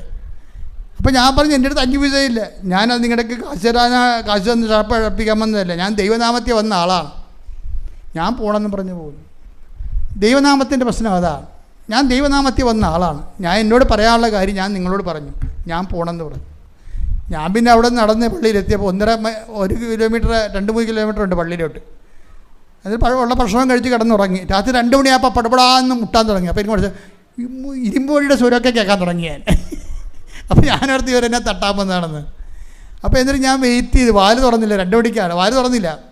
വാല് തുറക്കാതെ ഞാൻ വെയിറ്റ് ചെയ്ത്. അപ്പോൾ ഒരു പരിചയമുള്ള ആളെൻ്റെ സ്വരം കേട്ട്, എൻ്റെ പേര് കുഞ്ഞുഞ്ഞെന്നാണ്.